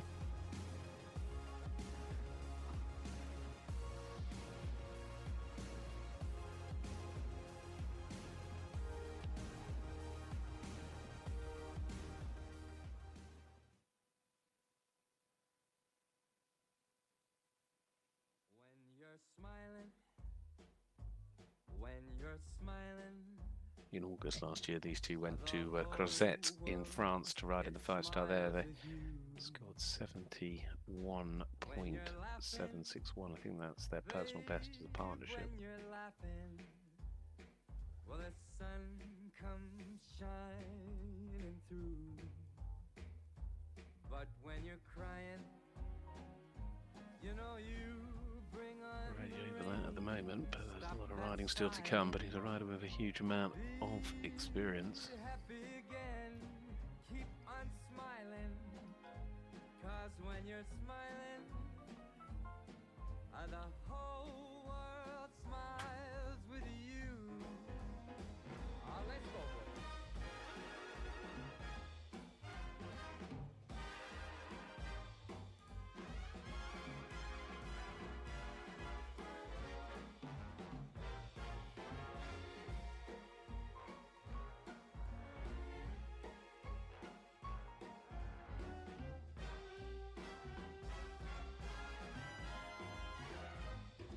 When you're crying, you bring on the rain.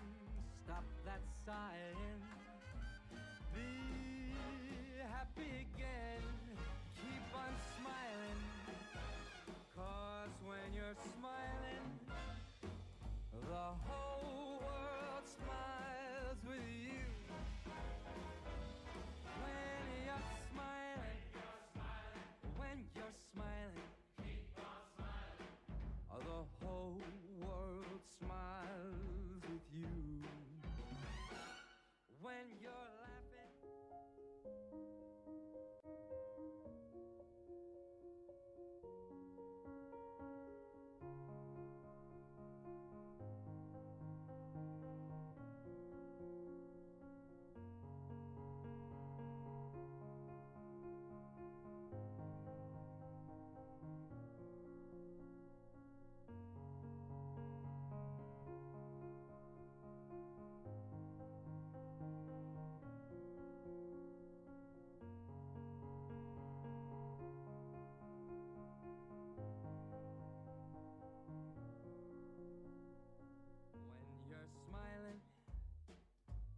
when you're smiling,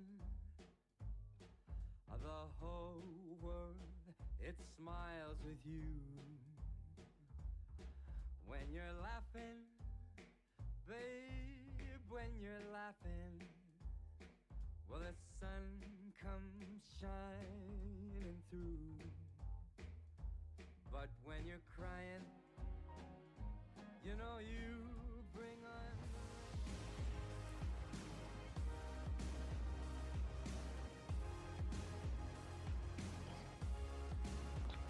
Well, France, who started off so strongly with their opening rider scoring 72.065, struggling in terms of the score, keeping it just over 70% will be the aim for Alexandre.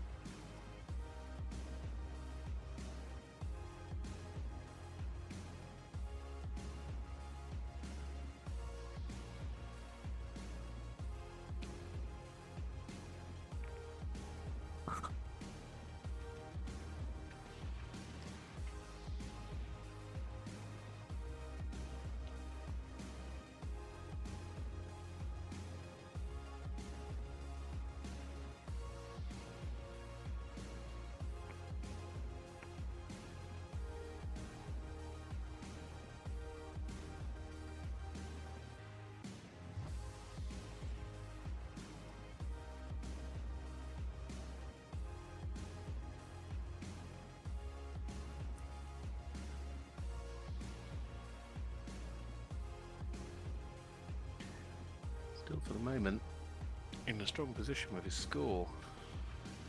It's going to better some of the scores we've seen, although not be quite high enough to better the score of the first French partnership of Corentin Pottier and Gauthier Filard.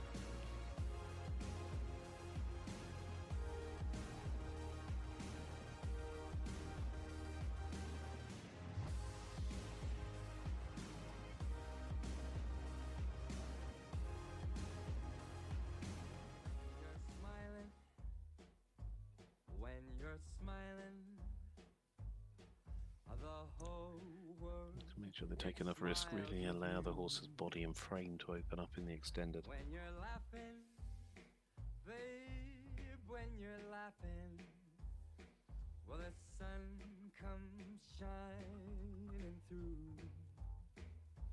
But when you're crying, you know you bring on the rain. Stop that sighing, be happy again. Keep on smiling, 'cause when you're smiling, there's a lot of talent still to come. Still the second riders to come as well from Sweden, Germany, Belgium and Denmark. But from France's perspective, I think they'll be pleased to get a strong score here. It is 2 over 70% for the French team as Alexandre Ayache, they're finishing on Joline. Best team total after 2 riders as it stands, 137.022. That is Great Britain. We are going to take a break though. That break takes us up to the next horse at 14:04, so in around 12 or 13 minutes. There's the mark, 71.087. Then it's 68.478, 70.652, 70.543, and 70.106. It's 77. So 77.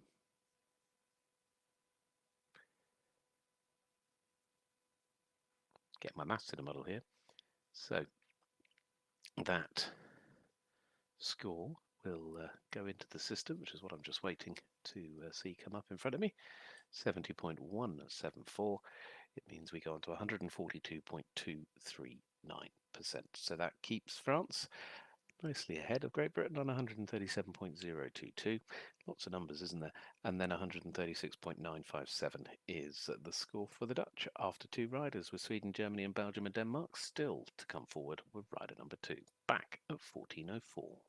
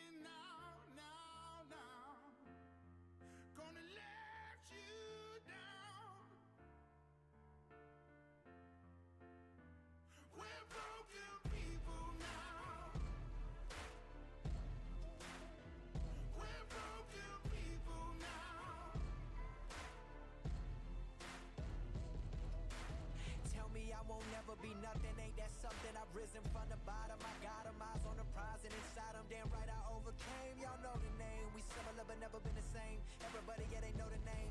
Right now, I'ma make it somehow, make it some way. Yeah, you know we gon' get it today. Like, I'm all on my own now, but won't ever let you down, won't let you down. Yes, I've been through it, they know I do it for the people I'm fighting, so we be equal for my son and my sequel. And anybody who listening in they system like venom, I get in them and spread viciously. This is me. We're broken people now. We're burning out. So cold, I'm bleeding now, now. Gonna let you down. We're broken. We back at it, young logic, the rap addict. Giving it every part of myself on the real, you would think I'd be asthmatic. Allergic to your bullshit, yeah that's right, I done had it. Real all the time, if you rep it, get it tatted right now. It's right here a vibe right now. I am too alive right now, I'm alive right now. Come on, feel the vibe right now. Feel the vibe, feel the vibe, feel the vibe. Yes, I've been through it, they know I do it for the people I'm fighting, so we be equal for my son and my sequel. And anybody who listening in they system like venom, I get in them and spread viciously. This is me. We're broken people now. We're burning out. So cold, I'm bleeding now, now. Gonna let you down.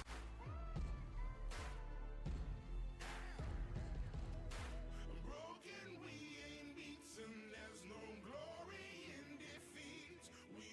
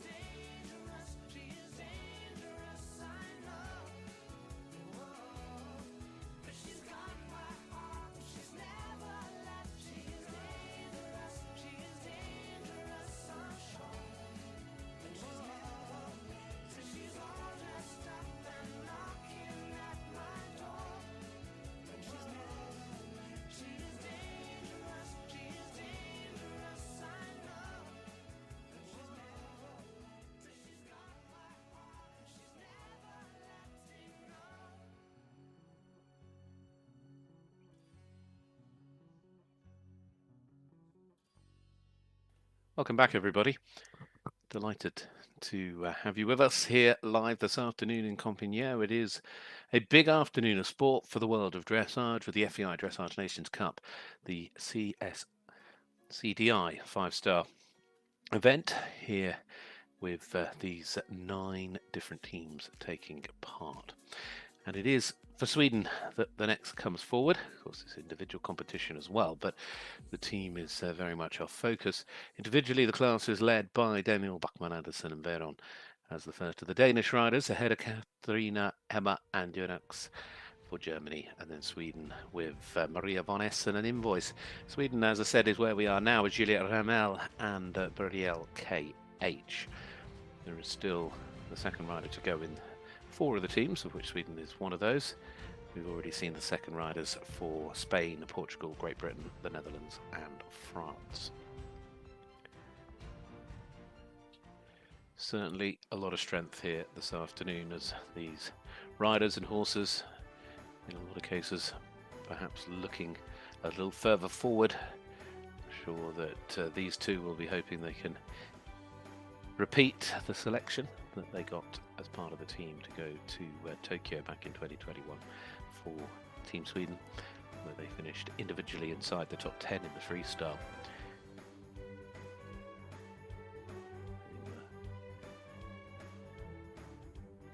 Very consistent at championship level.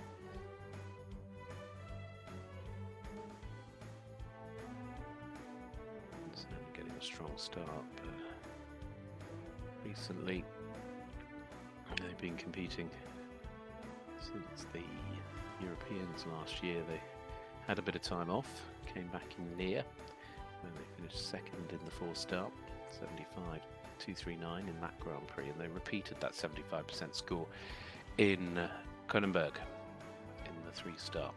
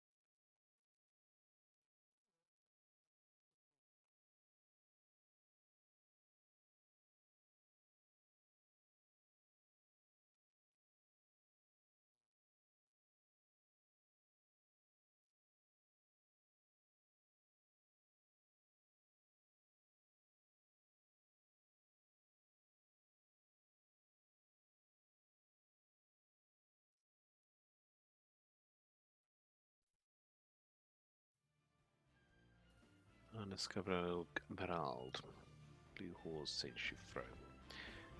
World number 4, second in the World Cup final just the other week.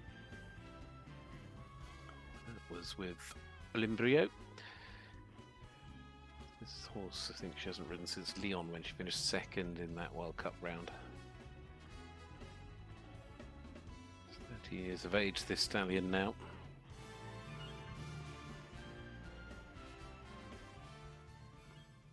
Grand Prix wise, these two have scored 76.543, and if they did that or better today, they would, well, not only give Denmark a 1 and 2, they'd put themselves in the lead. It's always a pleasure to watch, an absolute joy relationship with her horses.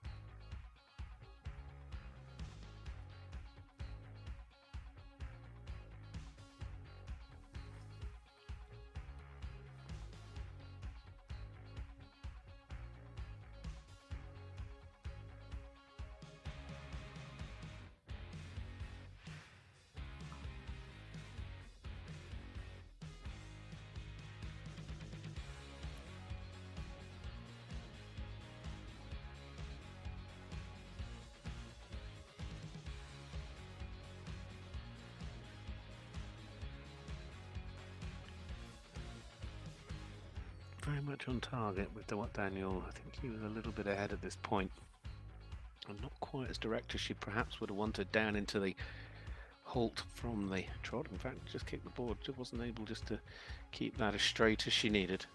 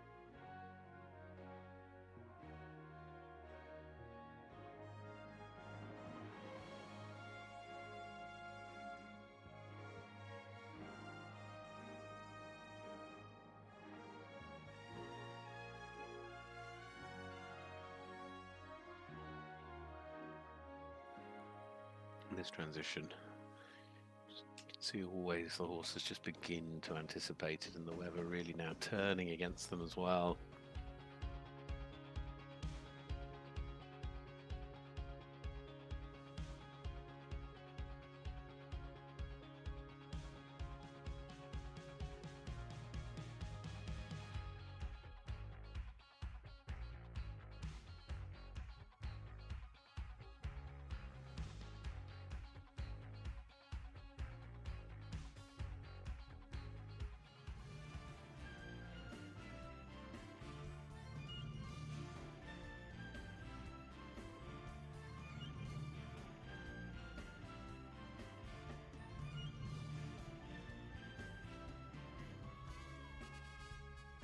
Consistent at that sort of 72 mark. 13 years of age now, Blue Horse Saint Chiffreau.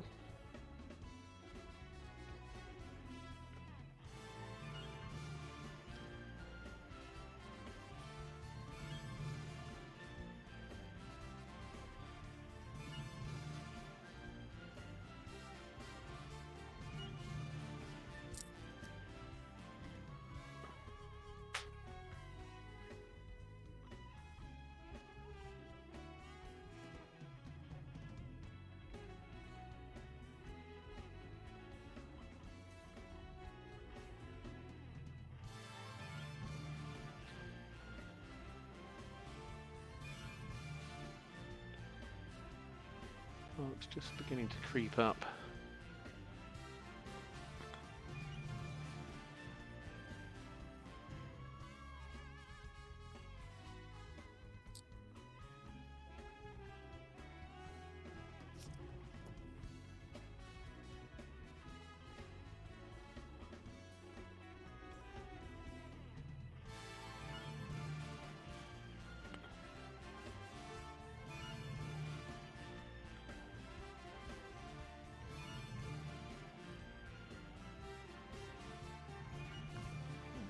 pirouettes will be an important moment.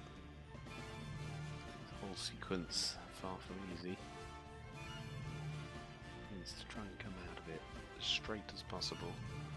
It's almost like a little bit of shoulder fall, setting yourself up then into that change in the middle.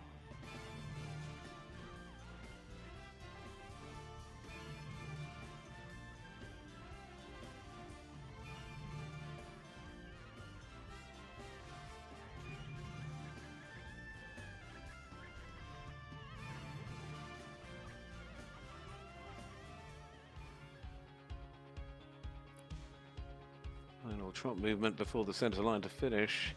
And that score has just kept creeping up and creeping up.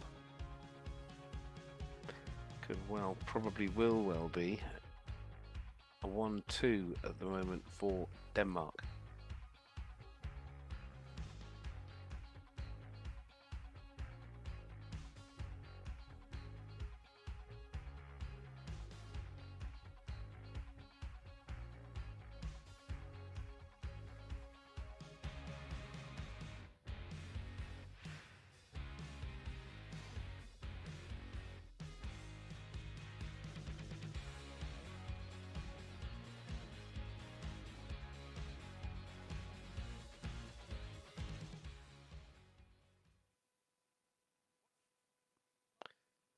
Well done to Nana Scorbomeral, the one number 4. Blue Horse Chauffeurot has headed up towards 74+%. So it'll still be Daniel Bachmann Andersen that leads the way with that Grand Prix test completed.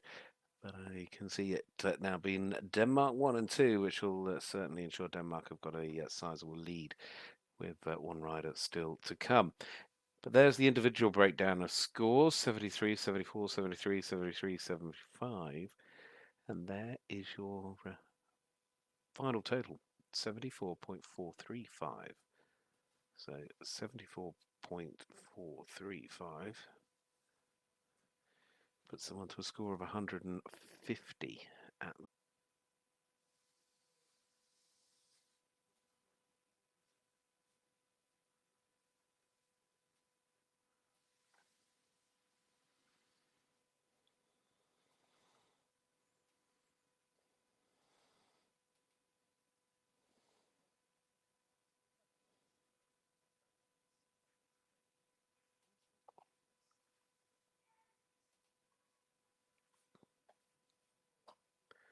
Moving forward to Mary Hannah now, Ivanhoe. One or two riders in the class for Australia who sadly don't have a team here, but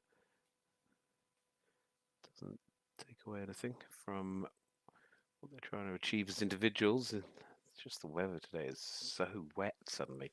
It's been overcast all morning, but now it really has just let the heavens fall. And these horses, these riders, they just keep going.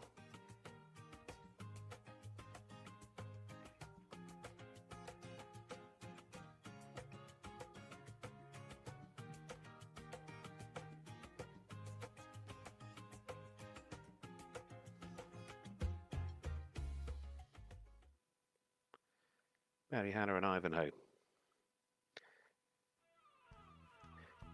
getting set to brighten up the day then with this Dutch warm blood, this gelding that is now 11 years of age, owned by Mary alongside Rob Hannah.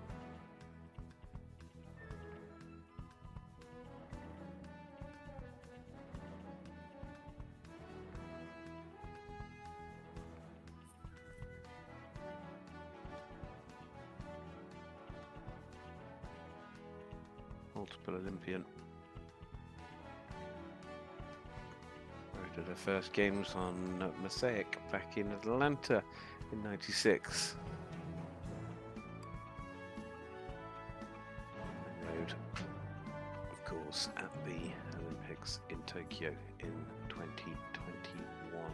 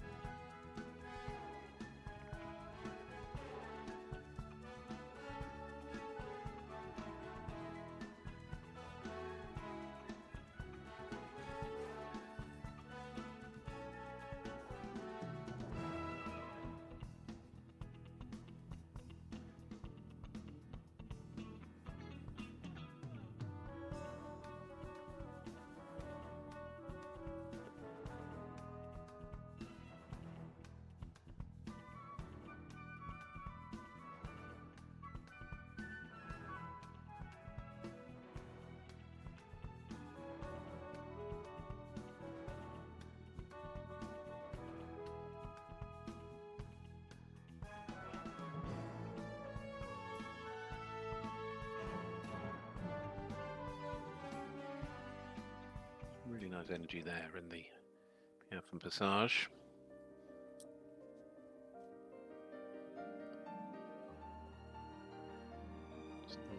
Maybe just allow the horse just to take its head and nose down and out a little.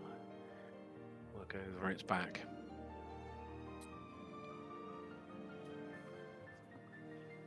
Need to be able to show the judges you're retaking those reins, allowing yourself to shorten up the stride, make a clear difference between the two walks. And then this transition, you almost have to sort of fool the horse.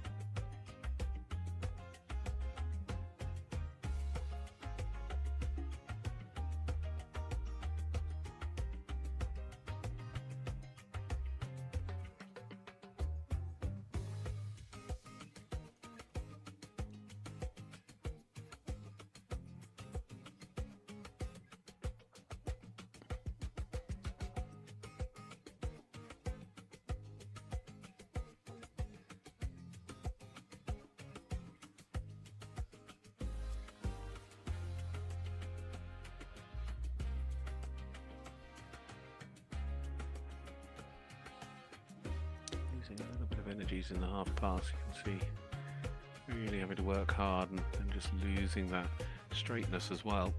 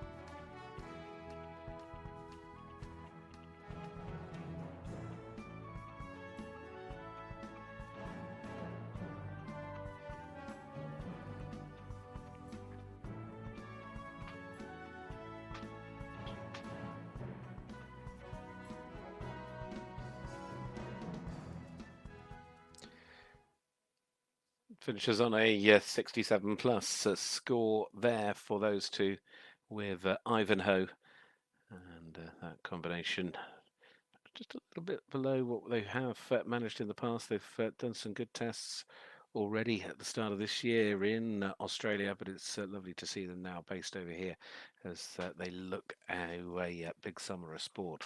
There's your totals. There's your, oh, look at that, very even from all the judges around the 67 mark to bring you across to a 67.761% score into The top 12 then out of 21 now that have completed their test. Well, we're not going back quite yet to the Nations Cup competition. For your reference, in terms of the Nations Cup order after two riders, Denmark are leading the way considerably as well by nearly 6.5 or just over 6.5 marks. Sweden sitting in second, France third, Great Britain in fifth, Germany in sixth, and it's then Belgium, Spain and Portugal.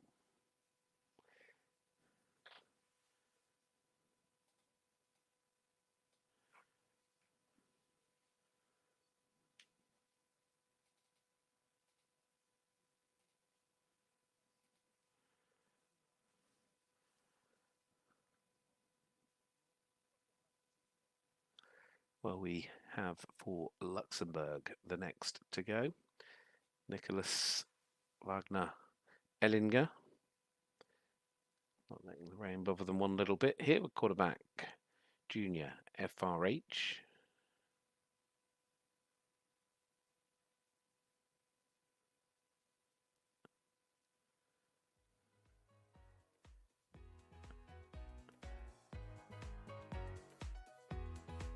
So here we go, Nicholas Wagner Ellinger, quarterback Junior FRH for Luxembourg.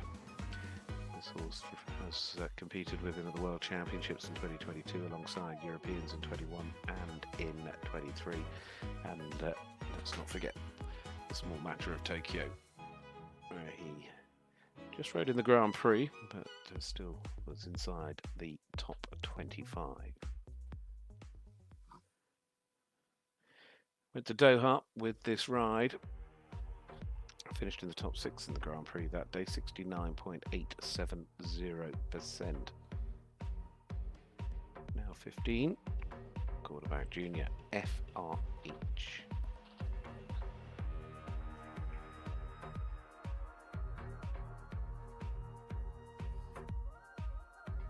Solid start.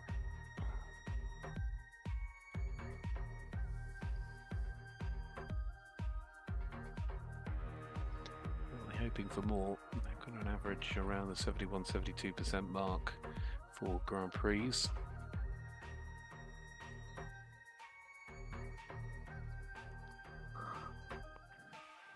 falling away from that, I don't think the weather's helping. Horse is just not relaxing in the same way.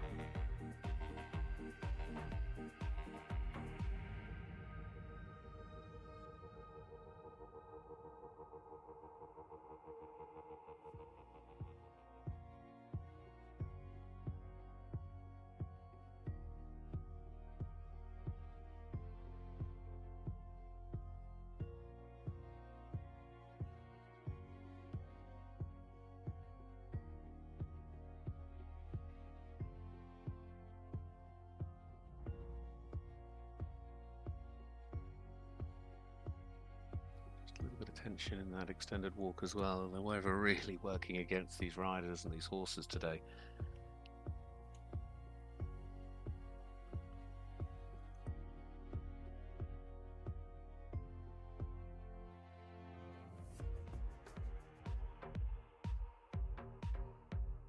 Such a tough transition. You're almost sort of asking for the extended trial, then having to suddenly regain that passage to go into the PF. You need to create the power and then contain it all in a moment.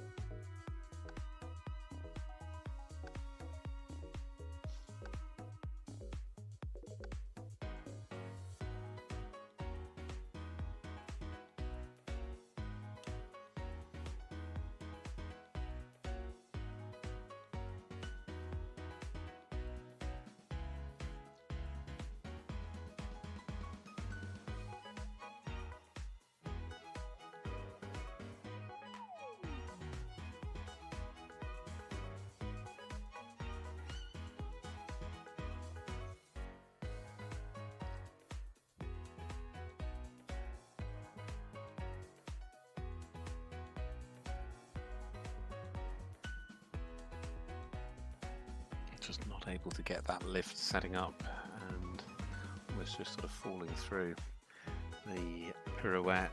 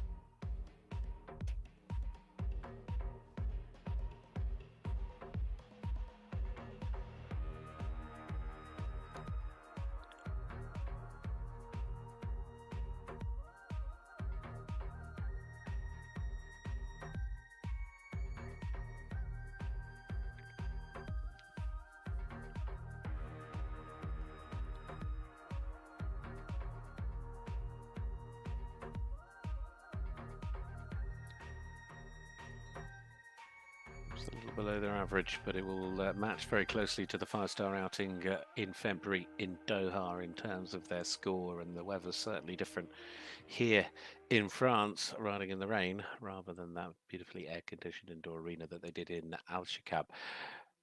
But it is 69-1 currently, as those final marks float in from our judges for Nicholas Wagner, Elleninger and quarterback junior FRA there for Luxembourg, but riding here individually. So from that standpoint, they go just outside the top 10 into 11th place, because their score is, as you can see it on the screen, and it combines up to a total of 69.261%.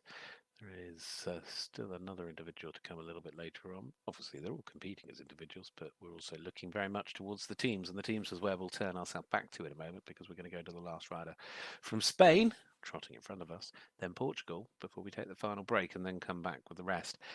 And in terms of the team order, Denmark, Sweden, France, Great Britain, the Netherlands, Germany, Belgium, Spain, and Portugal. That's your 9 in order at the moment. Denmark cruising 150.587. Sweden and France, nothing in it, 143.9 for versus 142.2. Great Britain then next up, but only just. They are a smidgen ahead of the Dutch on 137.0 and 136.9. And Germany, who've struggled and fallen back a bit on 136.2, sorry, 0.3. Then you have Belgium at 135.8, Spain at 135.1, and Portugal at 130.043. So Spain, who started, are to have their final rider to finish things off. Sergio Gerardo Lopez riding here with Increvel. This beautiful Lusitana stallion. I like this horse. I think it looks really beautiful. And Spain, there's still a chance of overtaking Belgium. I mean, we're talking, you need a couple of percent above your nearest competitor, and Spain could still perhaps, realistically, if it goes one way for them and another way for the others, they could maybe get as high as fourth. I don't think they're going to go any higher, but we're only talking a couple of percentage marks. But to get a couple of percentage marks in a test like this, you've got to be on your game, and that is for sure.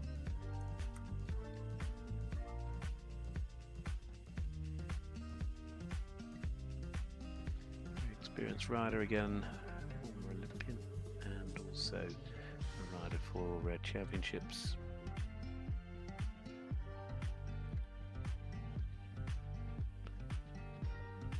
Saw these guys in Liere looking good in the special in the 3-star. Been to Hagen just recently. Still quite a new ride this season. I think Liere was the first time they were together. Catherine Berger, the German rider, used to ride it last year. Stallion's only an 11-year-old.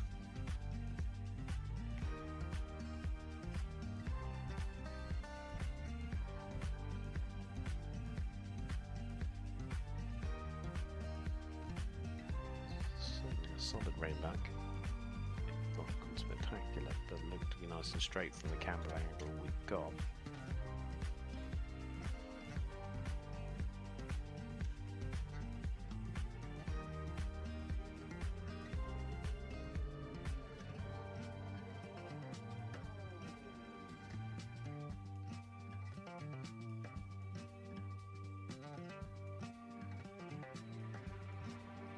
A little bit hesitant going through that transition.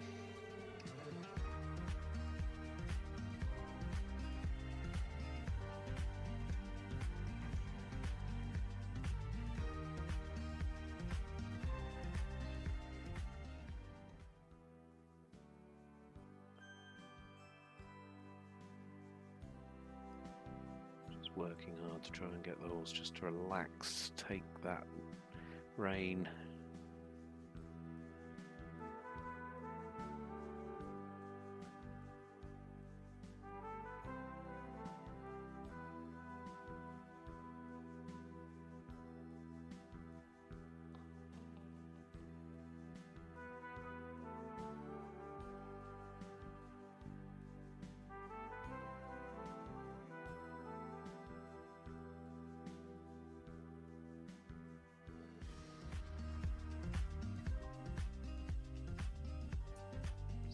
Looking very even.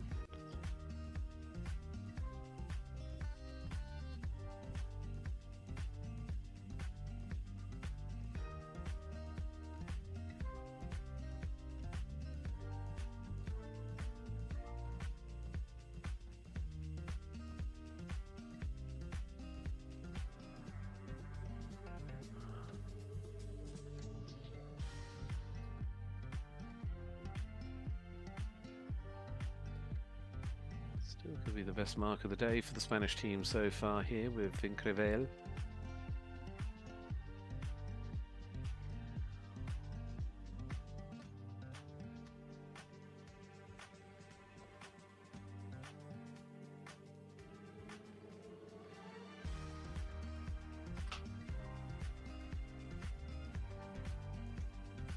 Now setting up to come across the diagonal.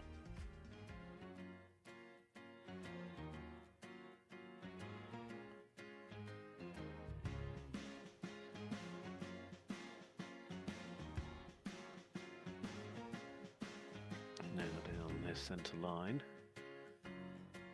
onto this zigzag. Yeah, can't help pulses with the change. It's important to make sure you're not either shoulders sort of in front of the leg or the quarters behind the leg. It's got to be parallel to each other.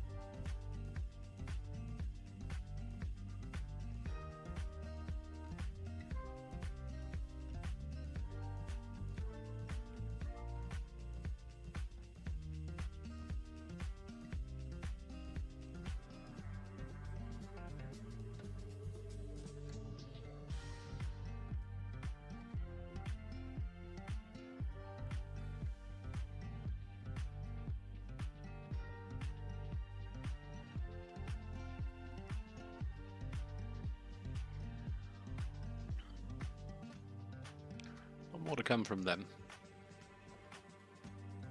Fourth Grand Prix test at international competitions for those two together, and their first appearance at a five-star event as well, and the eyes are certainly watching.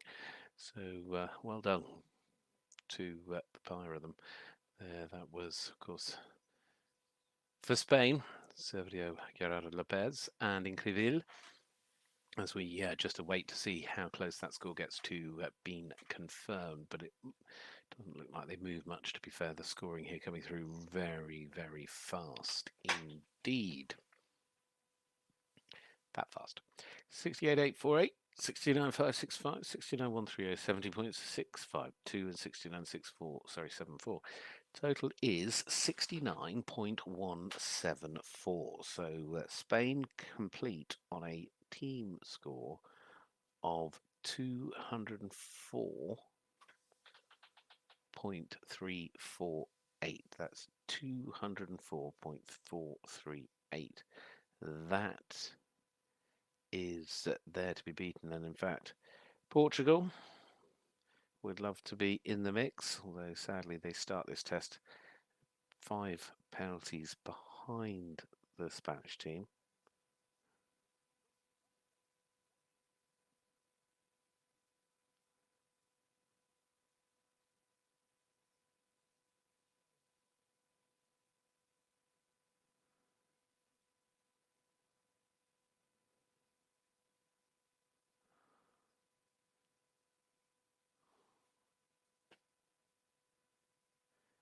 Maria Canto next to go with hit plus for Portugal. So to take us out to the break, the Portuguese rider looking to follow in the footsteps of the two riders we've seen so far. Scores of 62.326 and 67.717 are what have been recorded so far. And hit plus now, the stallion by Brenton Woods, heading down the centre line in front of this panel of 5 judges. Music kicking in.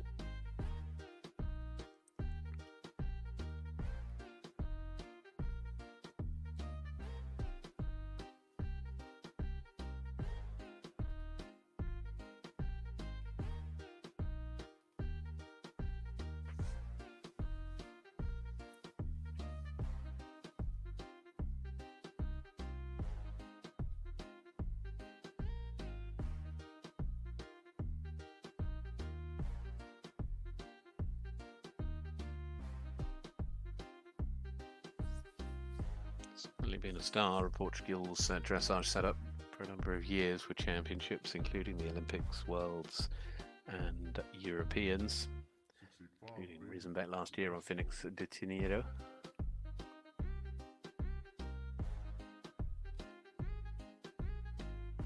This 12-year-old stallion had a win in the Grand Prix and in the freestyle in Jerez de la Frontera in March.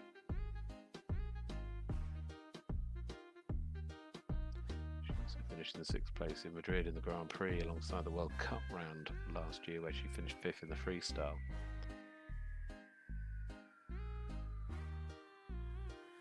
And she rode here last year as part of the team that finished in nice. She finished on a score just shy of 70% in this test last year, so she's looking to try and see where she can reset. She's been recently scoring around that margin. This is a good, strong start and outing so far.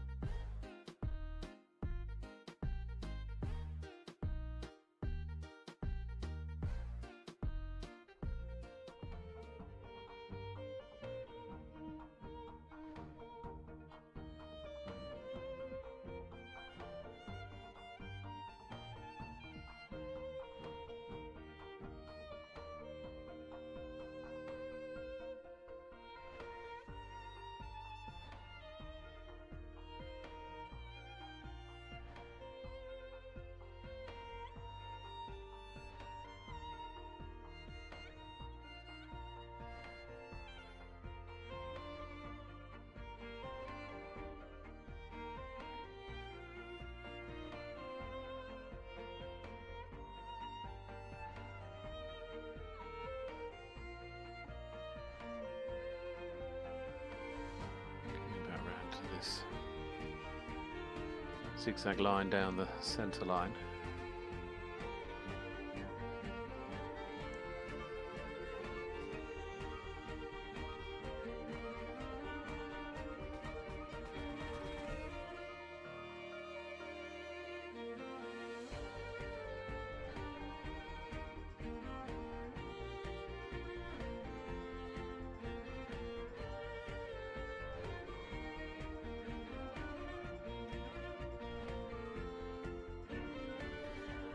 Clean through the tempi changes.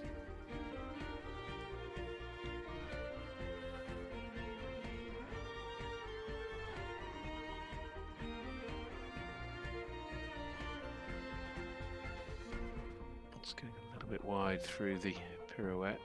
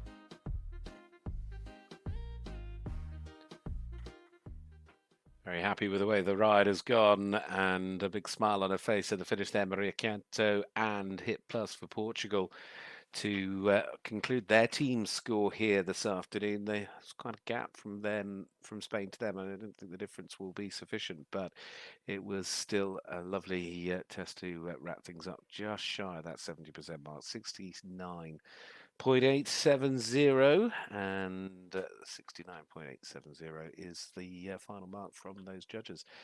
You can see some had it just over the 70, some just under, and that's how it all balances out.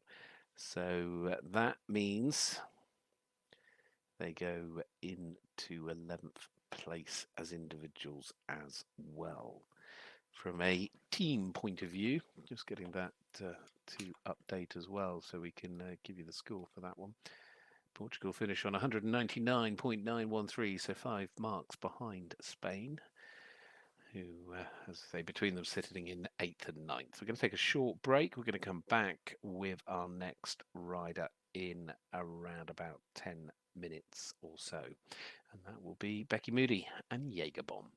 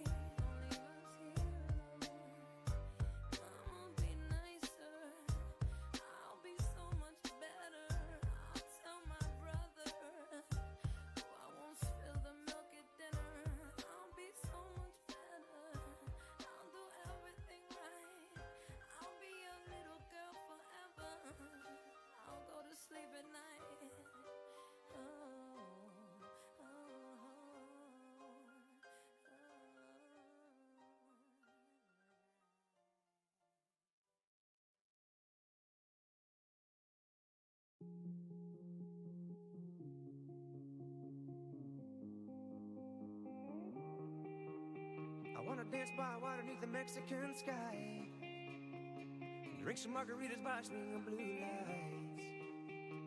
Listen to the mariachi play at midnight. Are you with me? Are you with me?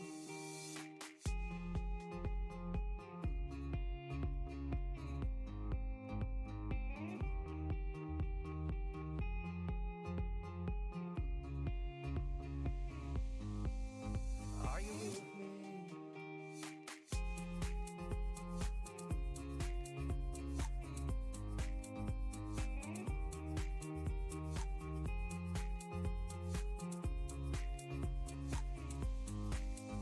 Are you with me?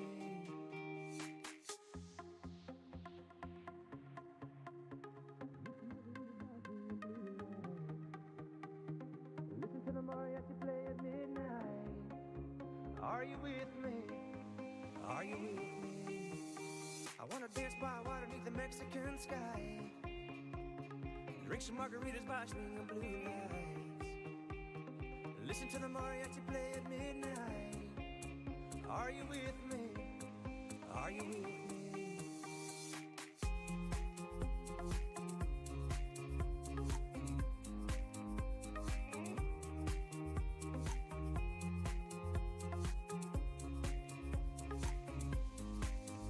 Are you with me? I wanna dance by water beneath the Mexican sky. Drink some margaritas by swinging blue lights. Listen to the mariachi play at midnight. Are you with me? Are you with me? I wanna dance by water beneath the Mexican sky. Drink some margaritas by swinging blue lights. Listen to the mariachi play at midnight. Are you with me? Are you with me?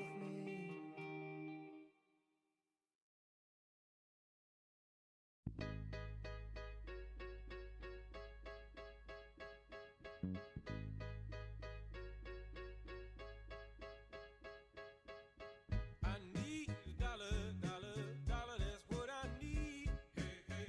Well, I need a dollar, dollar, dollar, that's what I need. Hey, hey. Said I need a dollar, dollar, dollar, that's what I need. And if I share with you my story, would you share your dollar with me? Bad times are coming and I reap what I done sowed. Hey, hey. Well, let me tell you something, all that glitters ain't gold. Hey, hey. It's been a long old troublesome road. And I'm looking for somebody come and help me carry this load. I need a dollar, dollar, dollar, that's what I need. Hey, hey. Well, I need a dollar, dollar, dollar, that's what I need. Well, I don't know if I'm walking on solid ground, 'cause everything around me is falling down. And all I want is for someone to help me. I had a job, but the boss man let me go. He said, I'm sorry, but I won't be needing your help no more. I said, please, Mr. Boss Man, I need this job more than you know. But he gave me my last paycheck and it sent me on out the door. Well, I need a dollar, dollar, dollar, that's what I need. Hey, hey. Said I need a dollar, dollar, dollar, that's what I need. Hey, hey. And I need a dollar, dollar, dollar, that's what I need. And if I share with you my story, would you share your dollar with me? Well, I don't know if I'm walking on solid ground, 'cause everything around me is crumbling down. And all I want is for someone to help me. What in the world am I gonna do tomorrow? Is there someone with a dollar I could borrow? Who can help me take away my sorrow? Maybe it's inside the bottle. Maybe it's inside the bottle. I had some good old buddies, names is whiskey and wine. Hey, hey. And for my good old buddies, I spend my last dime. Hey, hey. Now wine is good to me. You help me pass the time.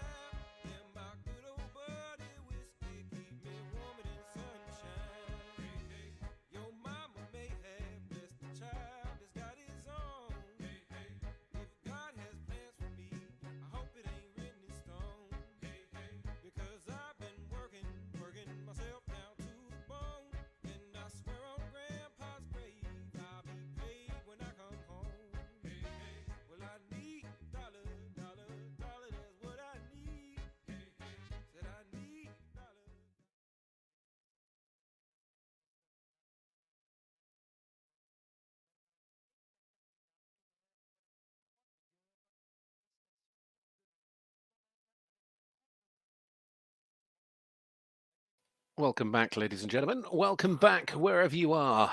And you are all very welcome to be with us here on FEI TV this afternoon because we are live with you in Compiègne in France and we are enjoying this FEI Nations Cup, the round here that includes these fabulous teams, 9 of them battling it out for honours. We've seen the completion for Spain and Portugal. Denmark, of course, though, leading the way after 2 riders by a sizable margin of about 7 marks.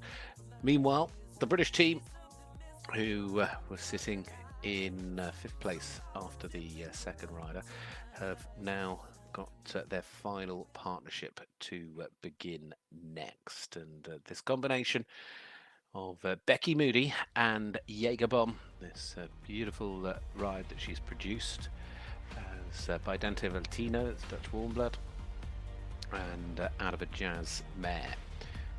Becky was the travelling reserve of the Europeans for the British team last year when they went on to secure gold. Becky has become very much now on the pathway to championship teams, perhaps even this summer. But a tremendous performance in London, excellent in the 5-star, their 5-star debut just prior to Christmas, where they scored over 75%, finished 3rd in the Grand Prix, and then they repeated that 3rd in the freestyle.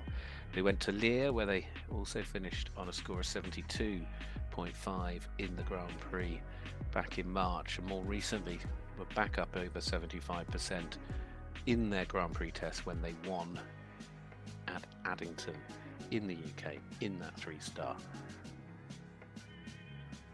Certainly difficult start has meant that you always have those it's so easy to give up a mark or two at the beginning, and it really makes your score look the wrong way. Of course, that first 10 converts, and then you've got to work backwards from there.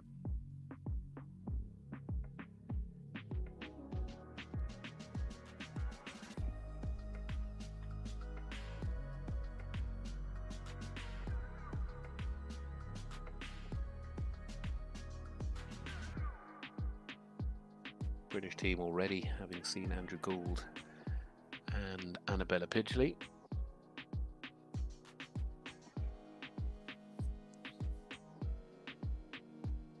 Solid scores now for Becky. I wonder if the system was wrong because I didn't really see anything go that untoward at the start, but we'll put it behind us and enjoy what's in front.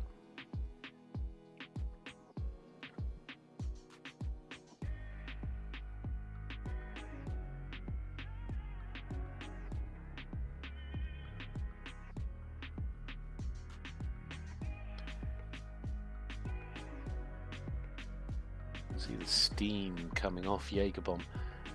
It's because if you've just joined us for this test, Becky will have worked in through the rain that came down a short while ago, just prior to the break. And I mean, rain, it really did pour down. Of course, it's now warmed up and the rain has stopped. And you have a little bit of a steam effect.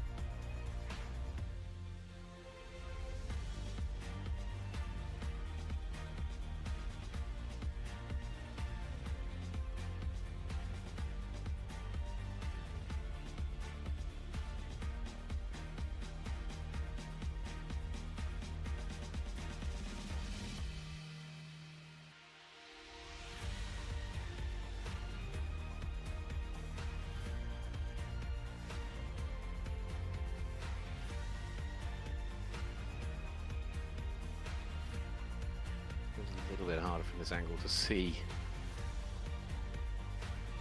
exactly how far either side they come through the zigzag, but I think at the moment it's really good from Becky.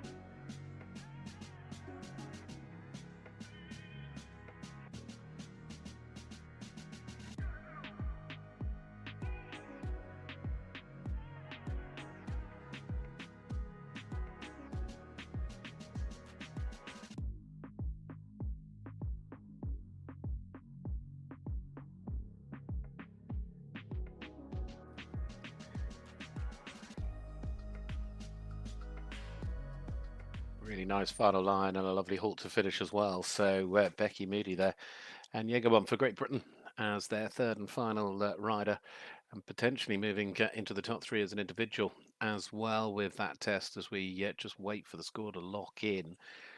And just showing the consistency now with that partnership. So they've really come forward over the last couple of years, moving up into the big tour only last year, and have certainly had a rapid rise. And now Becky competing at the 5-star level and certainly making the teams on a regular basis. So while we wait for Becky's score, we know that the British team had a 65.5 and a 71.522, so her score will go on top of that, and where that quite puts them in the mix at the end, we will have to see. Of course, there it is. Fantastic score as well. 76.087, 74.022, 71.413, 71.848, 75.62, sorry, 5.652. It is 73.804% and into third place individually. And from a British team perspective, of course, that will move them onto a final score of 210.826. So of the three teams, it's clearly the best so far, but of course we'll have to just see how that all pans out with the other tests that are still to come. We're going to go back to the teams in a short moment, but in the meantime we have another of our individuals, actually the second of our riders from Australia is coming to join us now. It's Jessica Dertrel riding Thenin, this Dutch stallion by Vivaldi.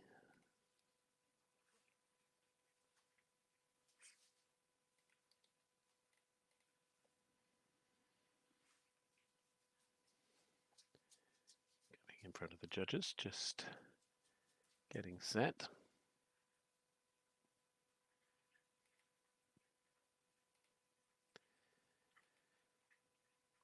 It's been competing at home in Australia throughout the course of last winter, where they had some good wins over the course of that season, especially in the freestyle. Also getting underway with this horse in the Grand Prix. It's one of two great horses she's got. Siriana is the other one.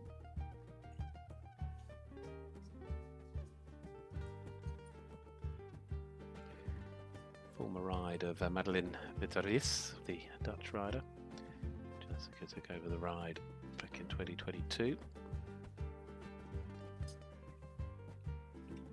Scored over 70% on a couple of occasions. 71.587 is their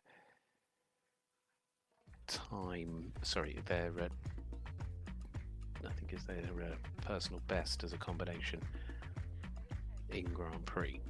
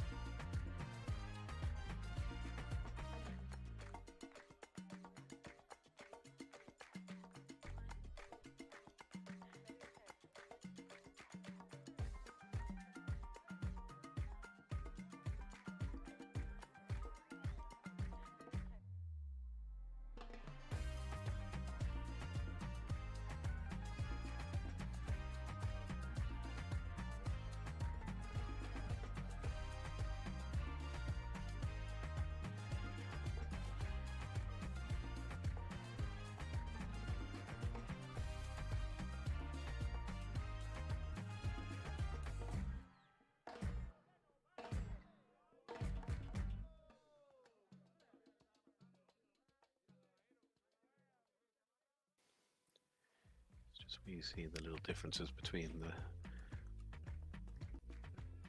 scores and the overall sort of energy that comes from those movements in the piaffe and the passage.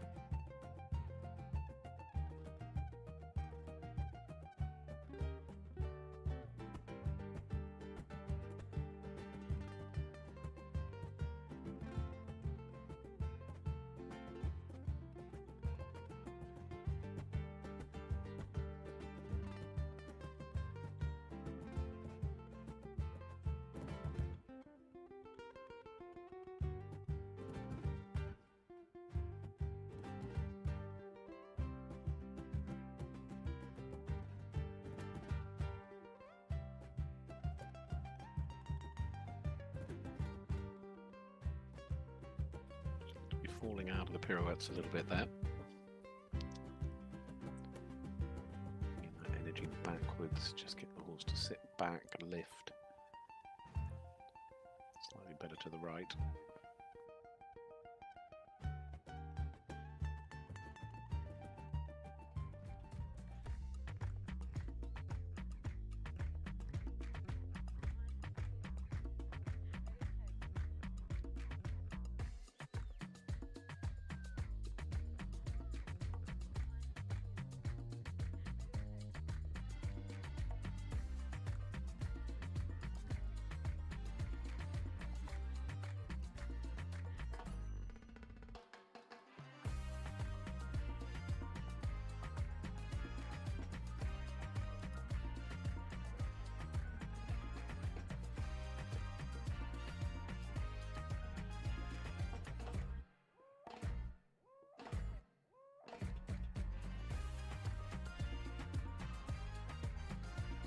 Good rhythm and the piaffe and passage, it just to me needs more energy now.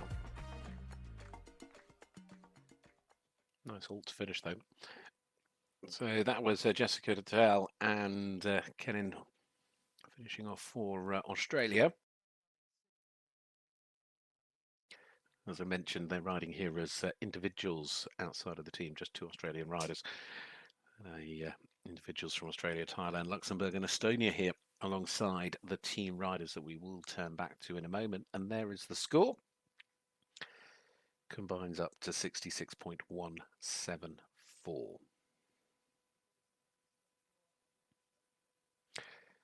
Pretty even from the judges, from 62 to 68.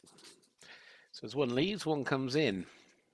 And it'll be the Netherlands next to go, just heading there in front of the jury boxes. The Dutch, who, of course, continue the Nations Cup now, having already had scores from their opening 2 riders, 66.935 and 70.022. Kr&uuml and that was Denise Nekeman, respectively.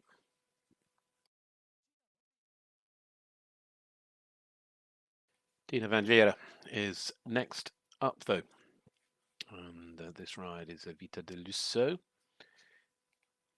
who has had a lot of success, of course, with the Great Hermes NOP individual bronze at the World Championships, and the partnership that have been so successful in so many differing classes. This horse, what she has here with her today, she took this to Stergenbosch and rode it in the 3-star and won the freestyle there. So back in March. That was also their first big tour competition. In the 3-star Grand Prix, they won that on 73.587. But this is their first 5-star and 5-star Grand Prix for only their second big tour class internationally.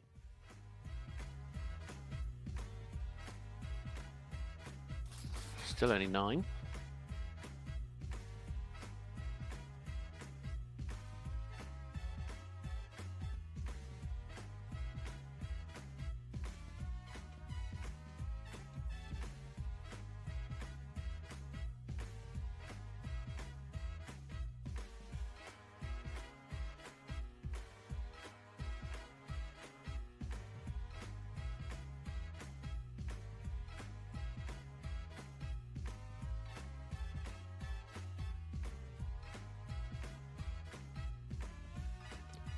Has a lot of style.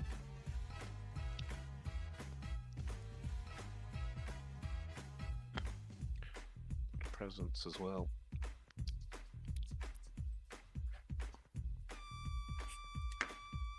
It's by Vitalas out of a Voltano mare.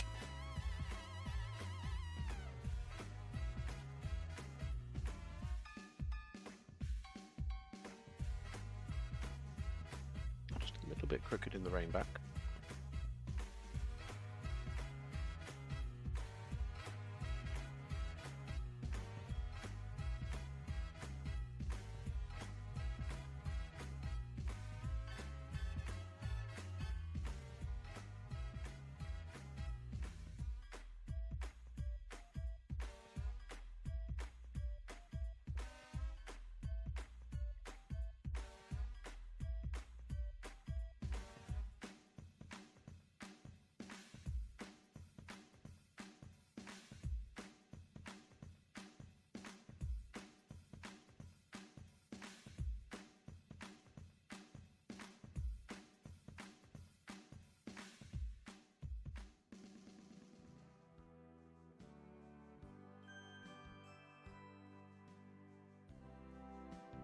Just looks a little bit tense.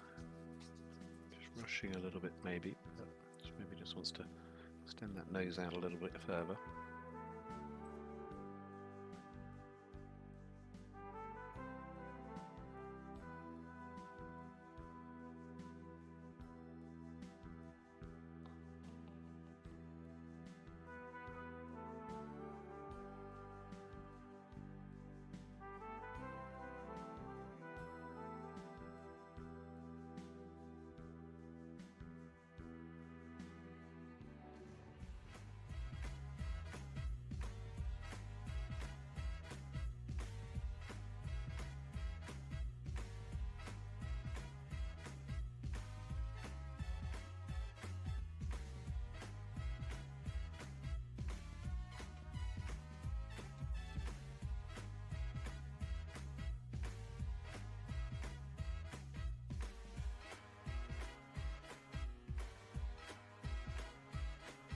Just a couple of little moments of unfortunately just had a little bit of an impact on the score there and just getting a little bit untidy through the transition, but this horse looks to be a real star for the future here for Dinja. As they establish themselves more and more in these big tour classes. Huge amount of potential.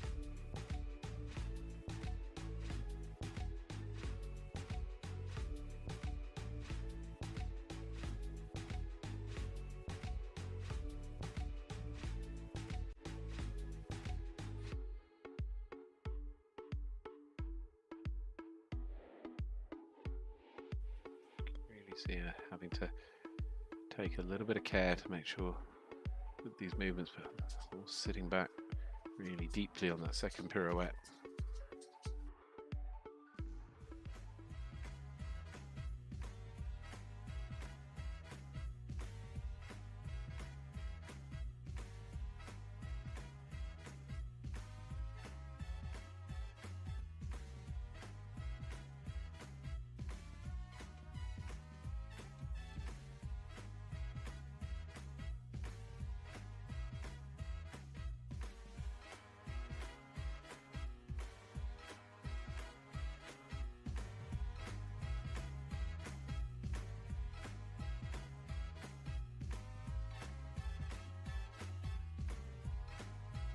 Really expressive paces.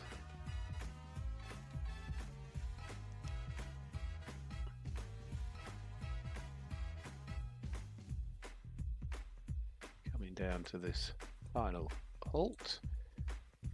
And Dinja van Liere there for the Netherlands wraps things up on the beautiful 9-year-old there, Vita di Liso. And it's the second International Big Tour Grand Prix, and it's first obviously at 5-star levels. So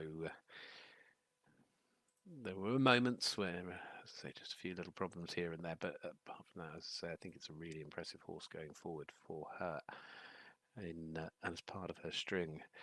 Looking up at the moment, it looks like those dark clouds are heading back our way. I hope they're not, because we've already had enough rain here today, and the sun came out, and it's much nicer. Dressage in the sunshine. I felt really bad for one or two of the riders earlier. They got quite wet.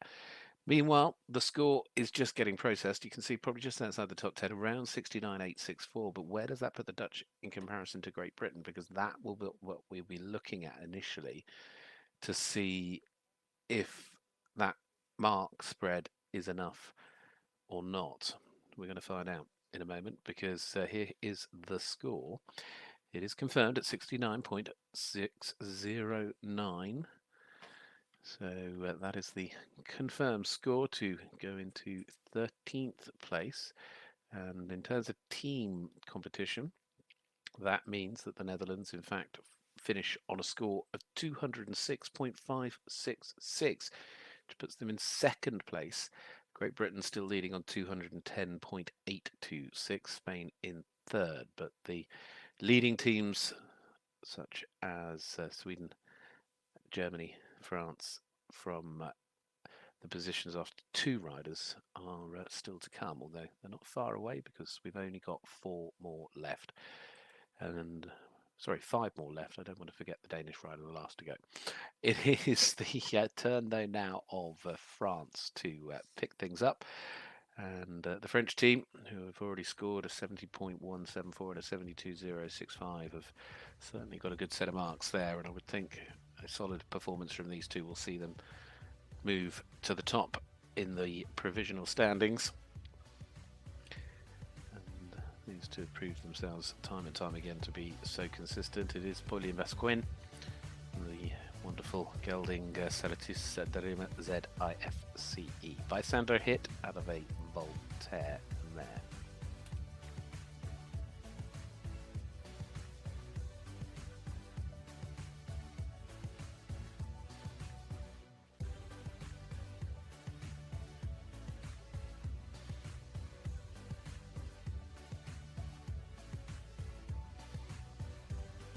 He rode this horse at the World Championships and European Championships over the last couple of years.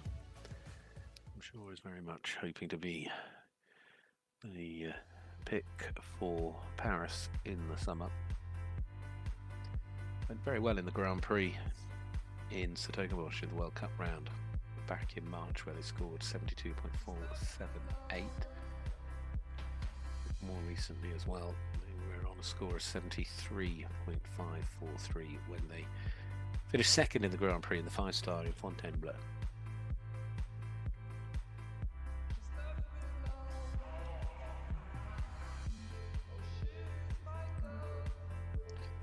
Consistently scoring around that sort of 70 to 72% mark, though, for Grand Prix, and recent improvements, 72, 73s, as I was mentioning, could yet see them happening for the top, well, maybe even 3, we will see.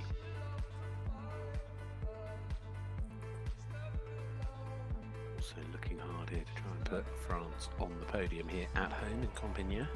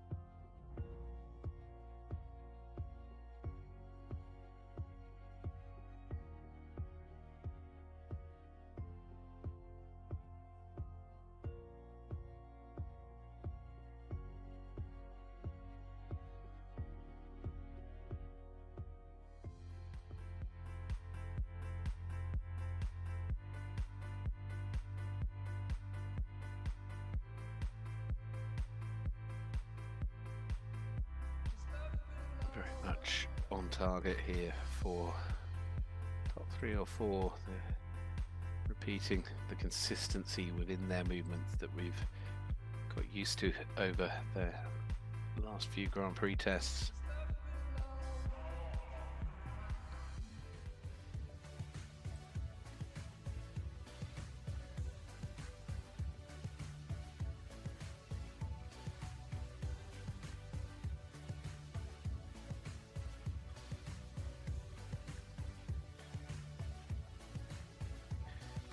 Consistency is absolutely key. You'd have to go back to Fontainebleau last year, so the 5-star last April, the last time this partnership put a score in under 70%, and it was 69% that day.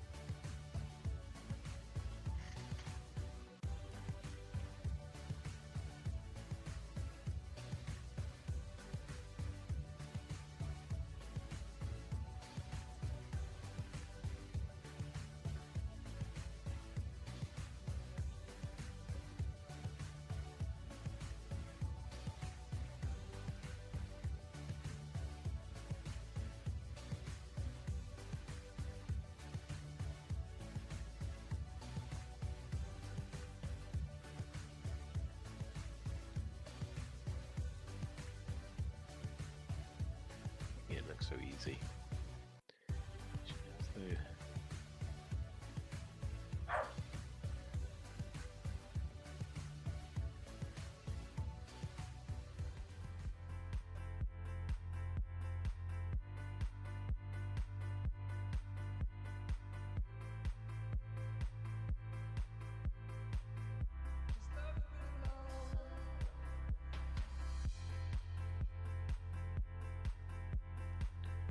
She's running into her position is the tightness of the top 10 here. If you ignore Daniel's test that is leading, you're only talking, well, 4%, but once you get past Becky in third, you're then down to 2% between the top. Sort of one of those 7 horses, it really is nip and tuck, and one mark here, one mark there is starting to make a difference to one place here, one place there. You can see it, she moved there just from 7th to 5th in one movement's worth of marks, and that is how tight it is, and it's now only going to get tighter because she is going to go in there somewhere, and it's, well, could be 4th. We will see in a moment or two when that score comes in, but a real star of the French dressage sport and a really strong outing from the French team today. It'll put them on a fabulous path towards Paris as well. And the score is in, it is into 4th, and a very strong set of marks for the judges to round up to 73.022% and to move there into 4th place. So she breaks that 73% barrier yet again, as she has done now in the test in Fontainebleau and then here. So into the top 4, and as I said, that will of course have an impact on France's score. It moves them to the top 5 marks clear of the British, who now drop into 2nd place at 215.261 versus 210.826. Those are the current scores. So that's how it stands at the moment, with Sweden, Germany, Belgium and Denmark still to go. But it is Sweden and Denmark, realistically, who we're going to pay the most attention to for the Nations Cup, although all 4 of the final riders stand their chance. And what a joy to see this man once again. Sweden's superstar, Patrik Kittel, and today riding Jovian, the lovely Dutch stallion by Apache. out of a Tango mare. Still a relatively new ride to Patrik. He certainly drew the attention with this horse when he made his debut on it at Liere back in March. That day he finished third in the Grand Prix on 73.739%. Of course, congratulations to Patrik and Touchdown, who scooped the FEI Dressage World Cup title in Riyadh in April.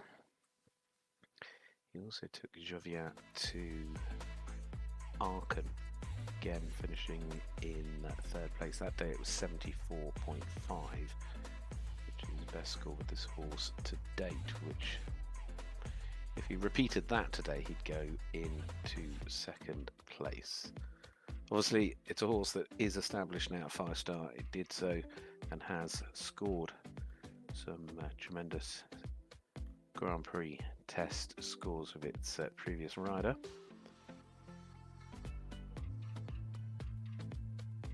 It has scored as high as 77%, 76% in Grand Prix, and at the moment, well, you don't need me to tell you that it's on 81.5, and it's the sort of horse that when Patrik eventually finds the right key, it's going to score big marks.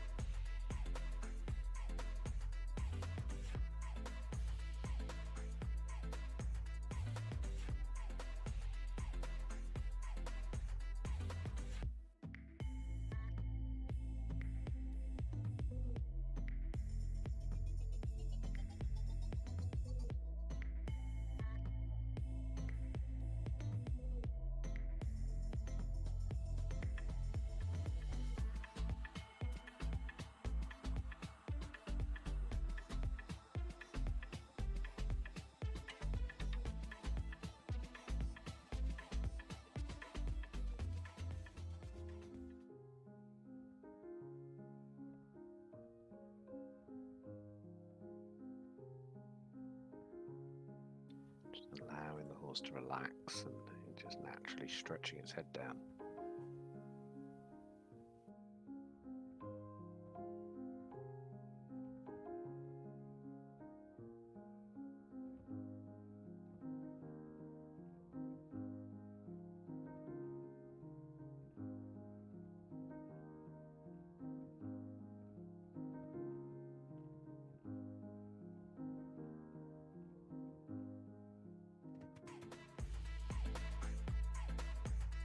Very strong transition.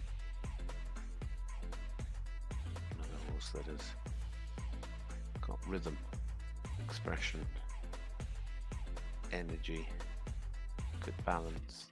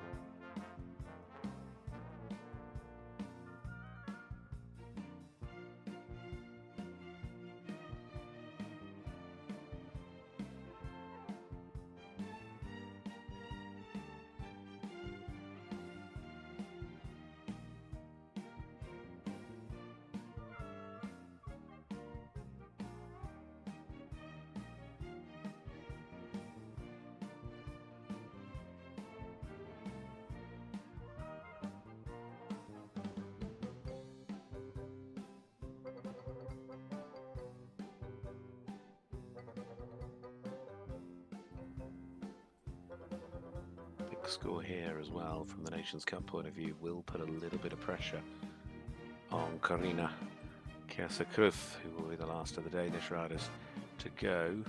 Denmark admittedly on a 1 and 2 at the moment, exceptionally well placed, but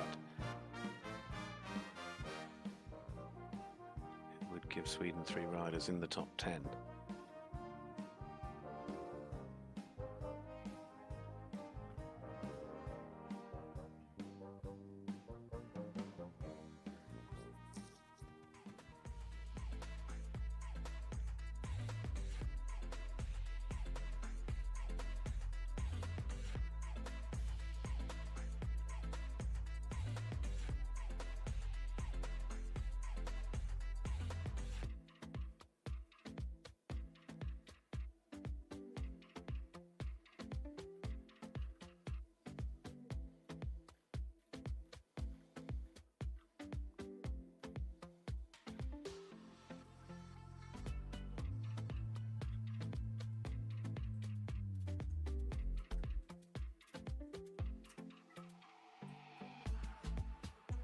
Lovely final line as well. So I think it will.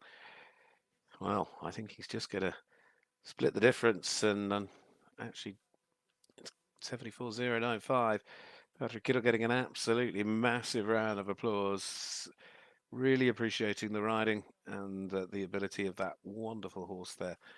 The performance from Patrik Kittel and Jovian, that stallion, and as I say, it's a combination. Patrick's got some lovely horses in his stable, but that one now, that's only the 3rd time he's ridden a horse in a Grand Prix test. He's only been riding the horse competitively since March, so what are we, 2 months in? And certainly going to be a real star. It's only 10 years of age and has already shown a huge amount of class. So where does that put him? I think he is heading for 3rd. We'll get it confirmed. It is 3rd. Becky Moody, 74.283, wasn't far off 2nd, but Nana Skova-Maral will stay in 2nd, and Daniel Bachmann Andersen will stay in the lead. It does, though, mean there'll be a refresh for Sweden to go to the top. They get ahead of France by 3 marks. It is 218.239 for Sweden as a confirmed team score, and for France, 215.261. So Sweden, France, Great Britain currently the podium, although still Germany, Belgium and Denmark to conclude their scores, and the Danish team will be hard to beat as an overall package. Frederic Wandres, though, is next. This is Duke of Britain for Germany, who got off to a great start with the test from Katharina Hemmer and Denox PCH, who's still at the moment, even after Patrick's test, sitting in 6th place on a score of 72.544. Sadly, though, for Germany, they struggled. The weather really unloaded, though, on Matthias Raff and Diego Gsold, and that score of 63.783 has dented their chances in the team competition. Meanwhile, these two certainly know each other very, very well. Winners of World Cup rounds, medalists at the World Championships as part of Team Germany, a combination of Duke of Britain FRH and Frederic Wandres.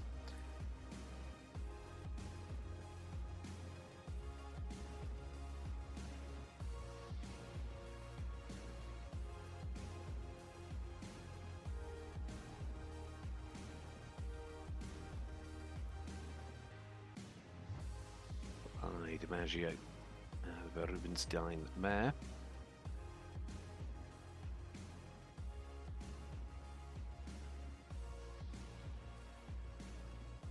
Bronze medal winners at the Worlds in 2022. He's keeping himself in that very tight group within the top 10.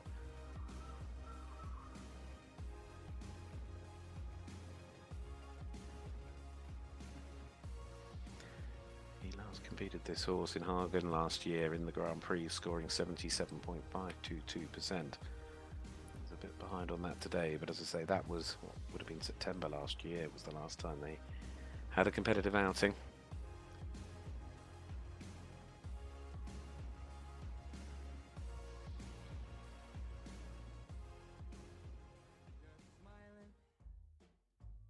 When you're smiling, the whole world, it smiles with you. When you're laughing, babe, when you're laughing, well, the sun comes shining through. But when you're crying, you know you bring on the rain. Well, Frederic's certainly putting together a very tidy Grand Prix test here.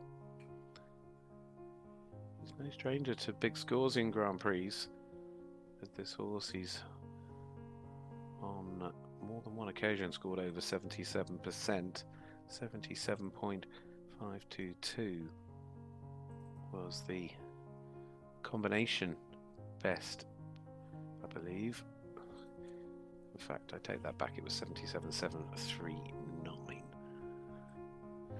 Well, there you go, there's two. And there is another one in there as well.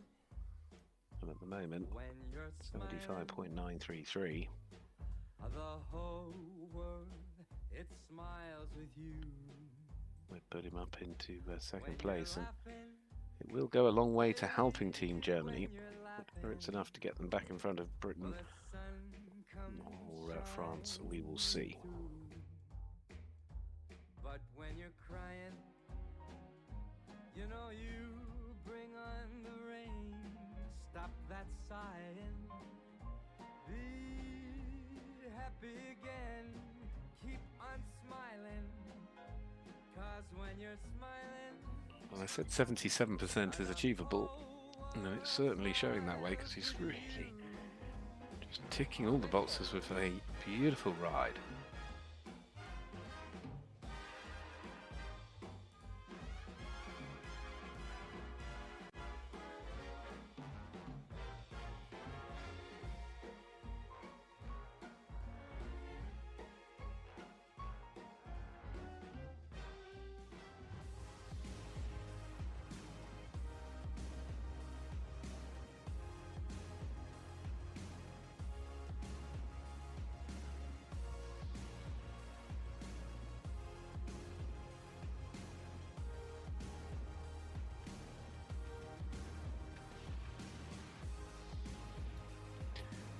See just how close it is. And you get the real sense that Frederic here is riding right at the top of his game. He's making a statement in this Grand Prix test, I'm sure, to those with a view of who will be going to a certain event in France come the summertime. Great opportunity to put on that display, and he's just lost a few marks, or a mark, a percentage mark there through that last line.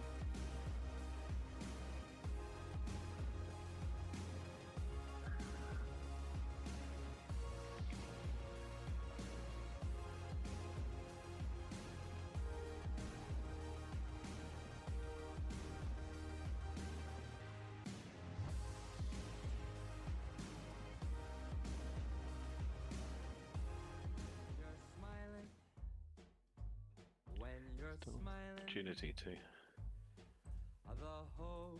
score back up a little bit more. with you. When you're laughing, babe, when you're laughing, well, the sun comes shining through. But when you're crying, you know you bring on the rain. Stop that sighing. Be happy again. Keep on smiling. 'Cause when you're smiling, the whole world smiles with you. Let's go, boys. going to be very, very tight. Daniel Bachmann Andersen will be getting a little nervous right now as that score just begins to percolate. What a brilliant performance it was from Frederic Wandres and Duke of Britain FRH. So congratulations to the pair of them. The fabulous gelding there going very, very well indeed. And as I say, that score is going to percolate. It certainly is starting to bubble up in the right direction for the German rider. And, well, we have a new leader on an individual basis, 76.435%. There isn't a huge amount in it, but it is enough. And it puts them on top. And it will certainly boost the German team score, as you've just seen there as well. They, for the moment at the very least, go up into third place. So they'll be delighted with that because it moves Germany back ahead of Great Britain by 2 marks. And that's the power of a big score in that final draw, despite the lower score from Matthias Raff being lower than Andrew Gould's.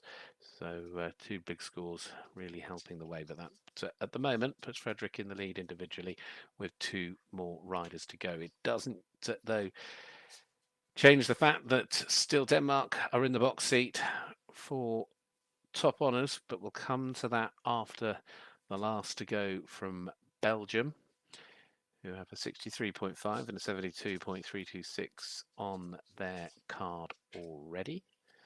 But heading our way in a moment or so will be Larissa Pauluis. Here she comes. And Flambeau.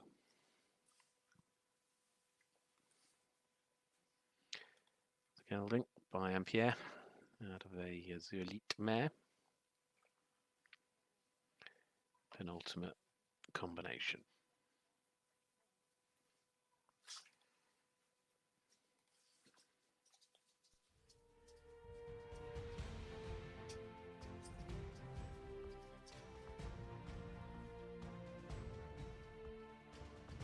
Flambeau was a championship ride at the Europeans. She also, though, went to Riyadh, but that was with First Step Valentin. She's got 2 championship horses.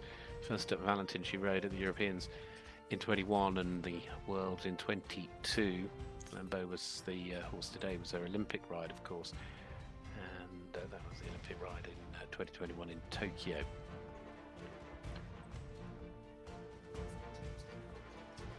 More recently with this horse, she finished 4th with a score of 70.609 in the Grand Prix in Fontainebleau. She's put in several 72s, 73s in Grand Prix over the winter on the World Cup circuit with this horse. Last year at the Europeans, and she got all the way through to the freestyle with Fontainebleau. She scored 73.106 in the Grand Prix test.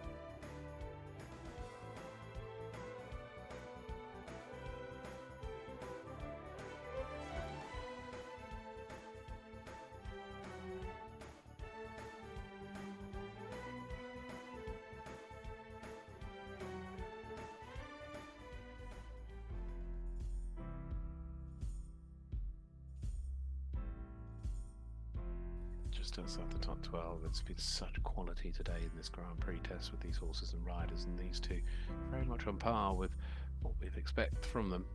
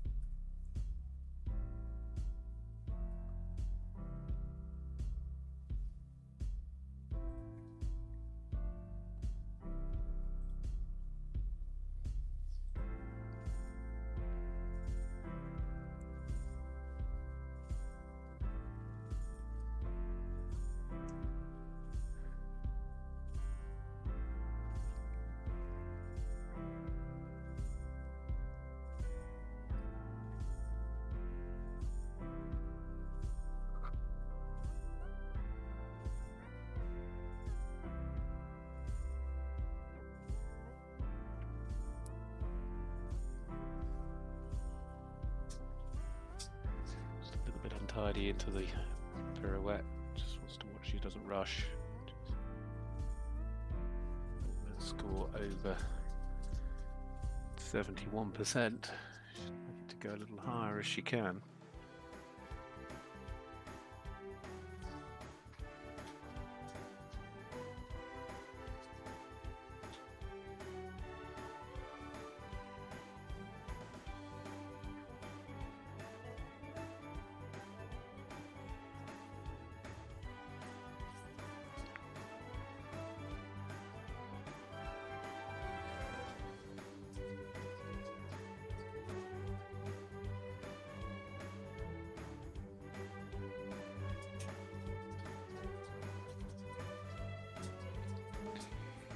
You know, today for Flambeau, who's what, 14 years of age now?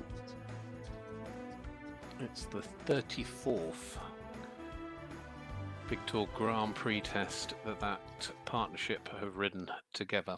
And with that score over 70%, it'll be the 26th time they've broken the 70% mark in a Grand Prix. The consistency of Flambeau is what is not only its talent, but its amazing abilities as a horse and a rider combination. Such a great relationship between them.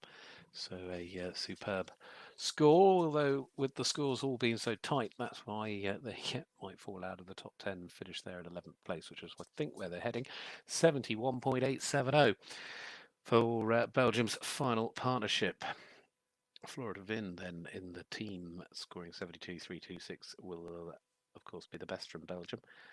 Catherine Defalque, though, on 63.5 is the low score, but it all counts today, all three scores. So from Belgium's perspective, with Larissa there moving in, we're just getting a refresh and an update for Belgium's score. It means they finish on a total mark of 207.696. It leaves them just behind Great Britain, but what it has done is got them ahead of the Dutch. The Netherlands down in 6th place, ahead of Spain and Portugal.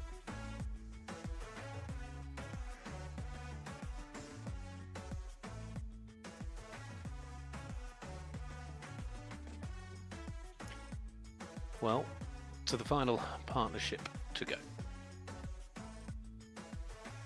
It is for Denmark, who are very much on course for a win here in the team event.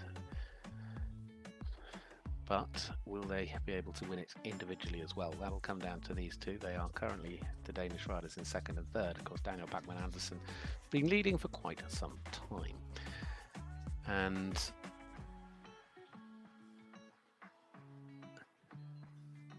the ride here for Carina is Heilin's Dansirera.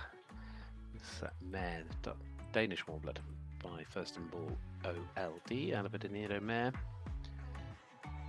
Was with this ride part of the European team that took the bronze last year, part of the team of the World Championships the year before that took the gold. Has twice been to World Cup finals, of course been to Olympic Games as well. This combination really today showing three of the very best for Denmark, and you just wonder if today was a little bit of a trial run for Danish dressage.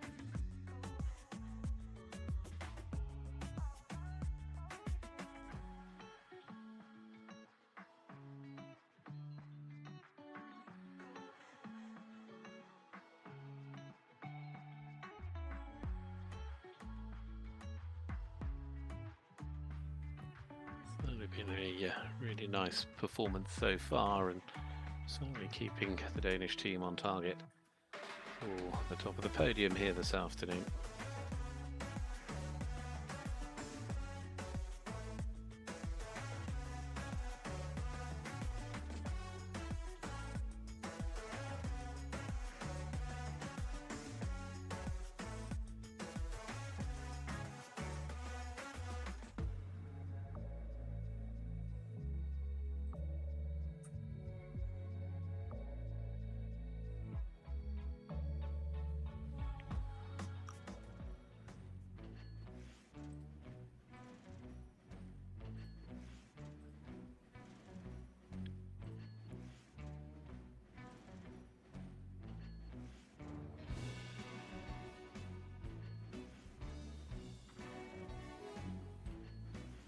Final line, and at the moment she's going to split the other two Danish riders in terms of positions.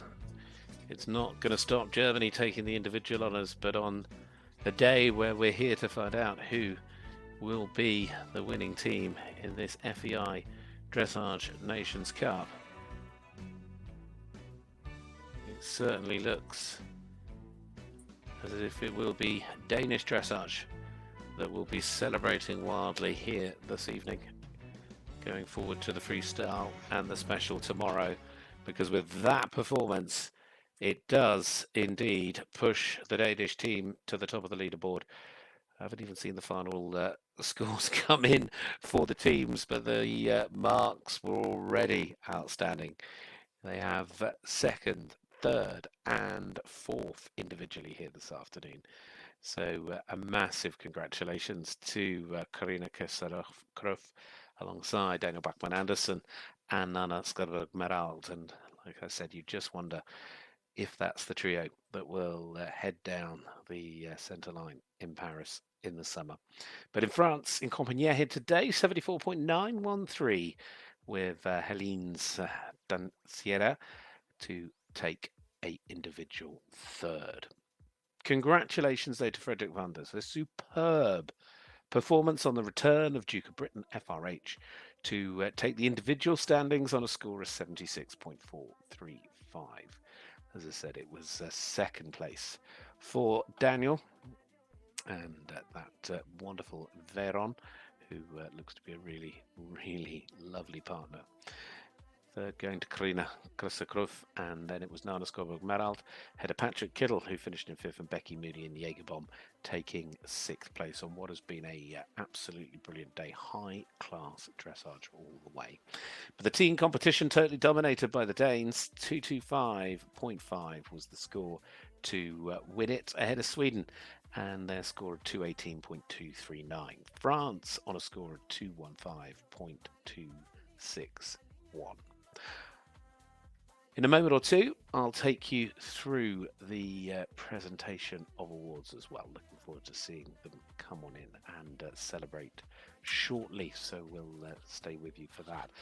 The judges today, what a panel as well, and some of which, of course, very much involved in Paris. And the team of five, Annabella from France at E, Mariette Sanders van Goswinkel from the Netherlands at H. The president was Henning Lerman at C.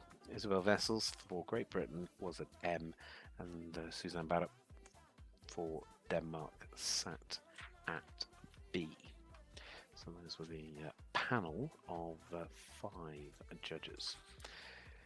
So just preparations been made, and then we will get underway with the presentation of awards. Don't forget as well, though, tomorrow we have more dressage for you. I haven't been given the times yet, but we will start tomorrow morning with the Grand Prix special, and then it'll be the freestyle test Grand Prix as well.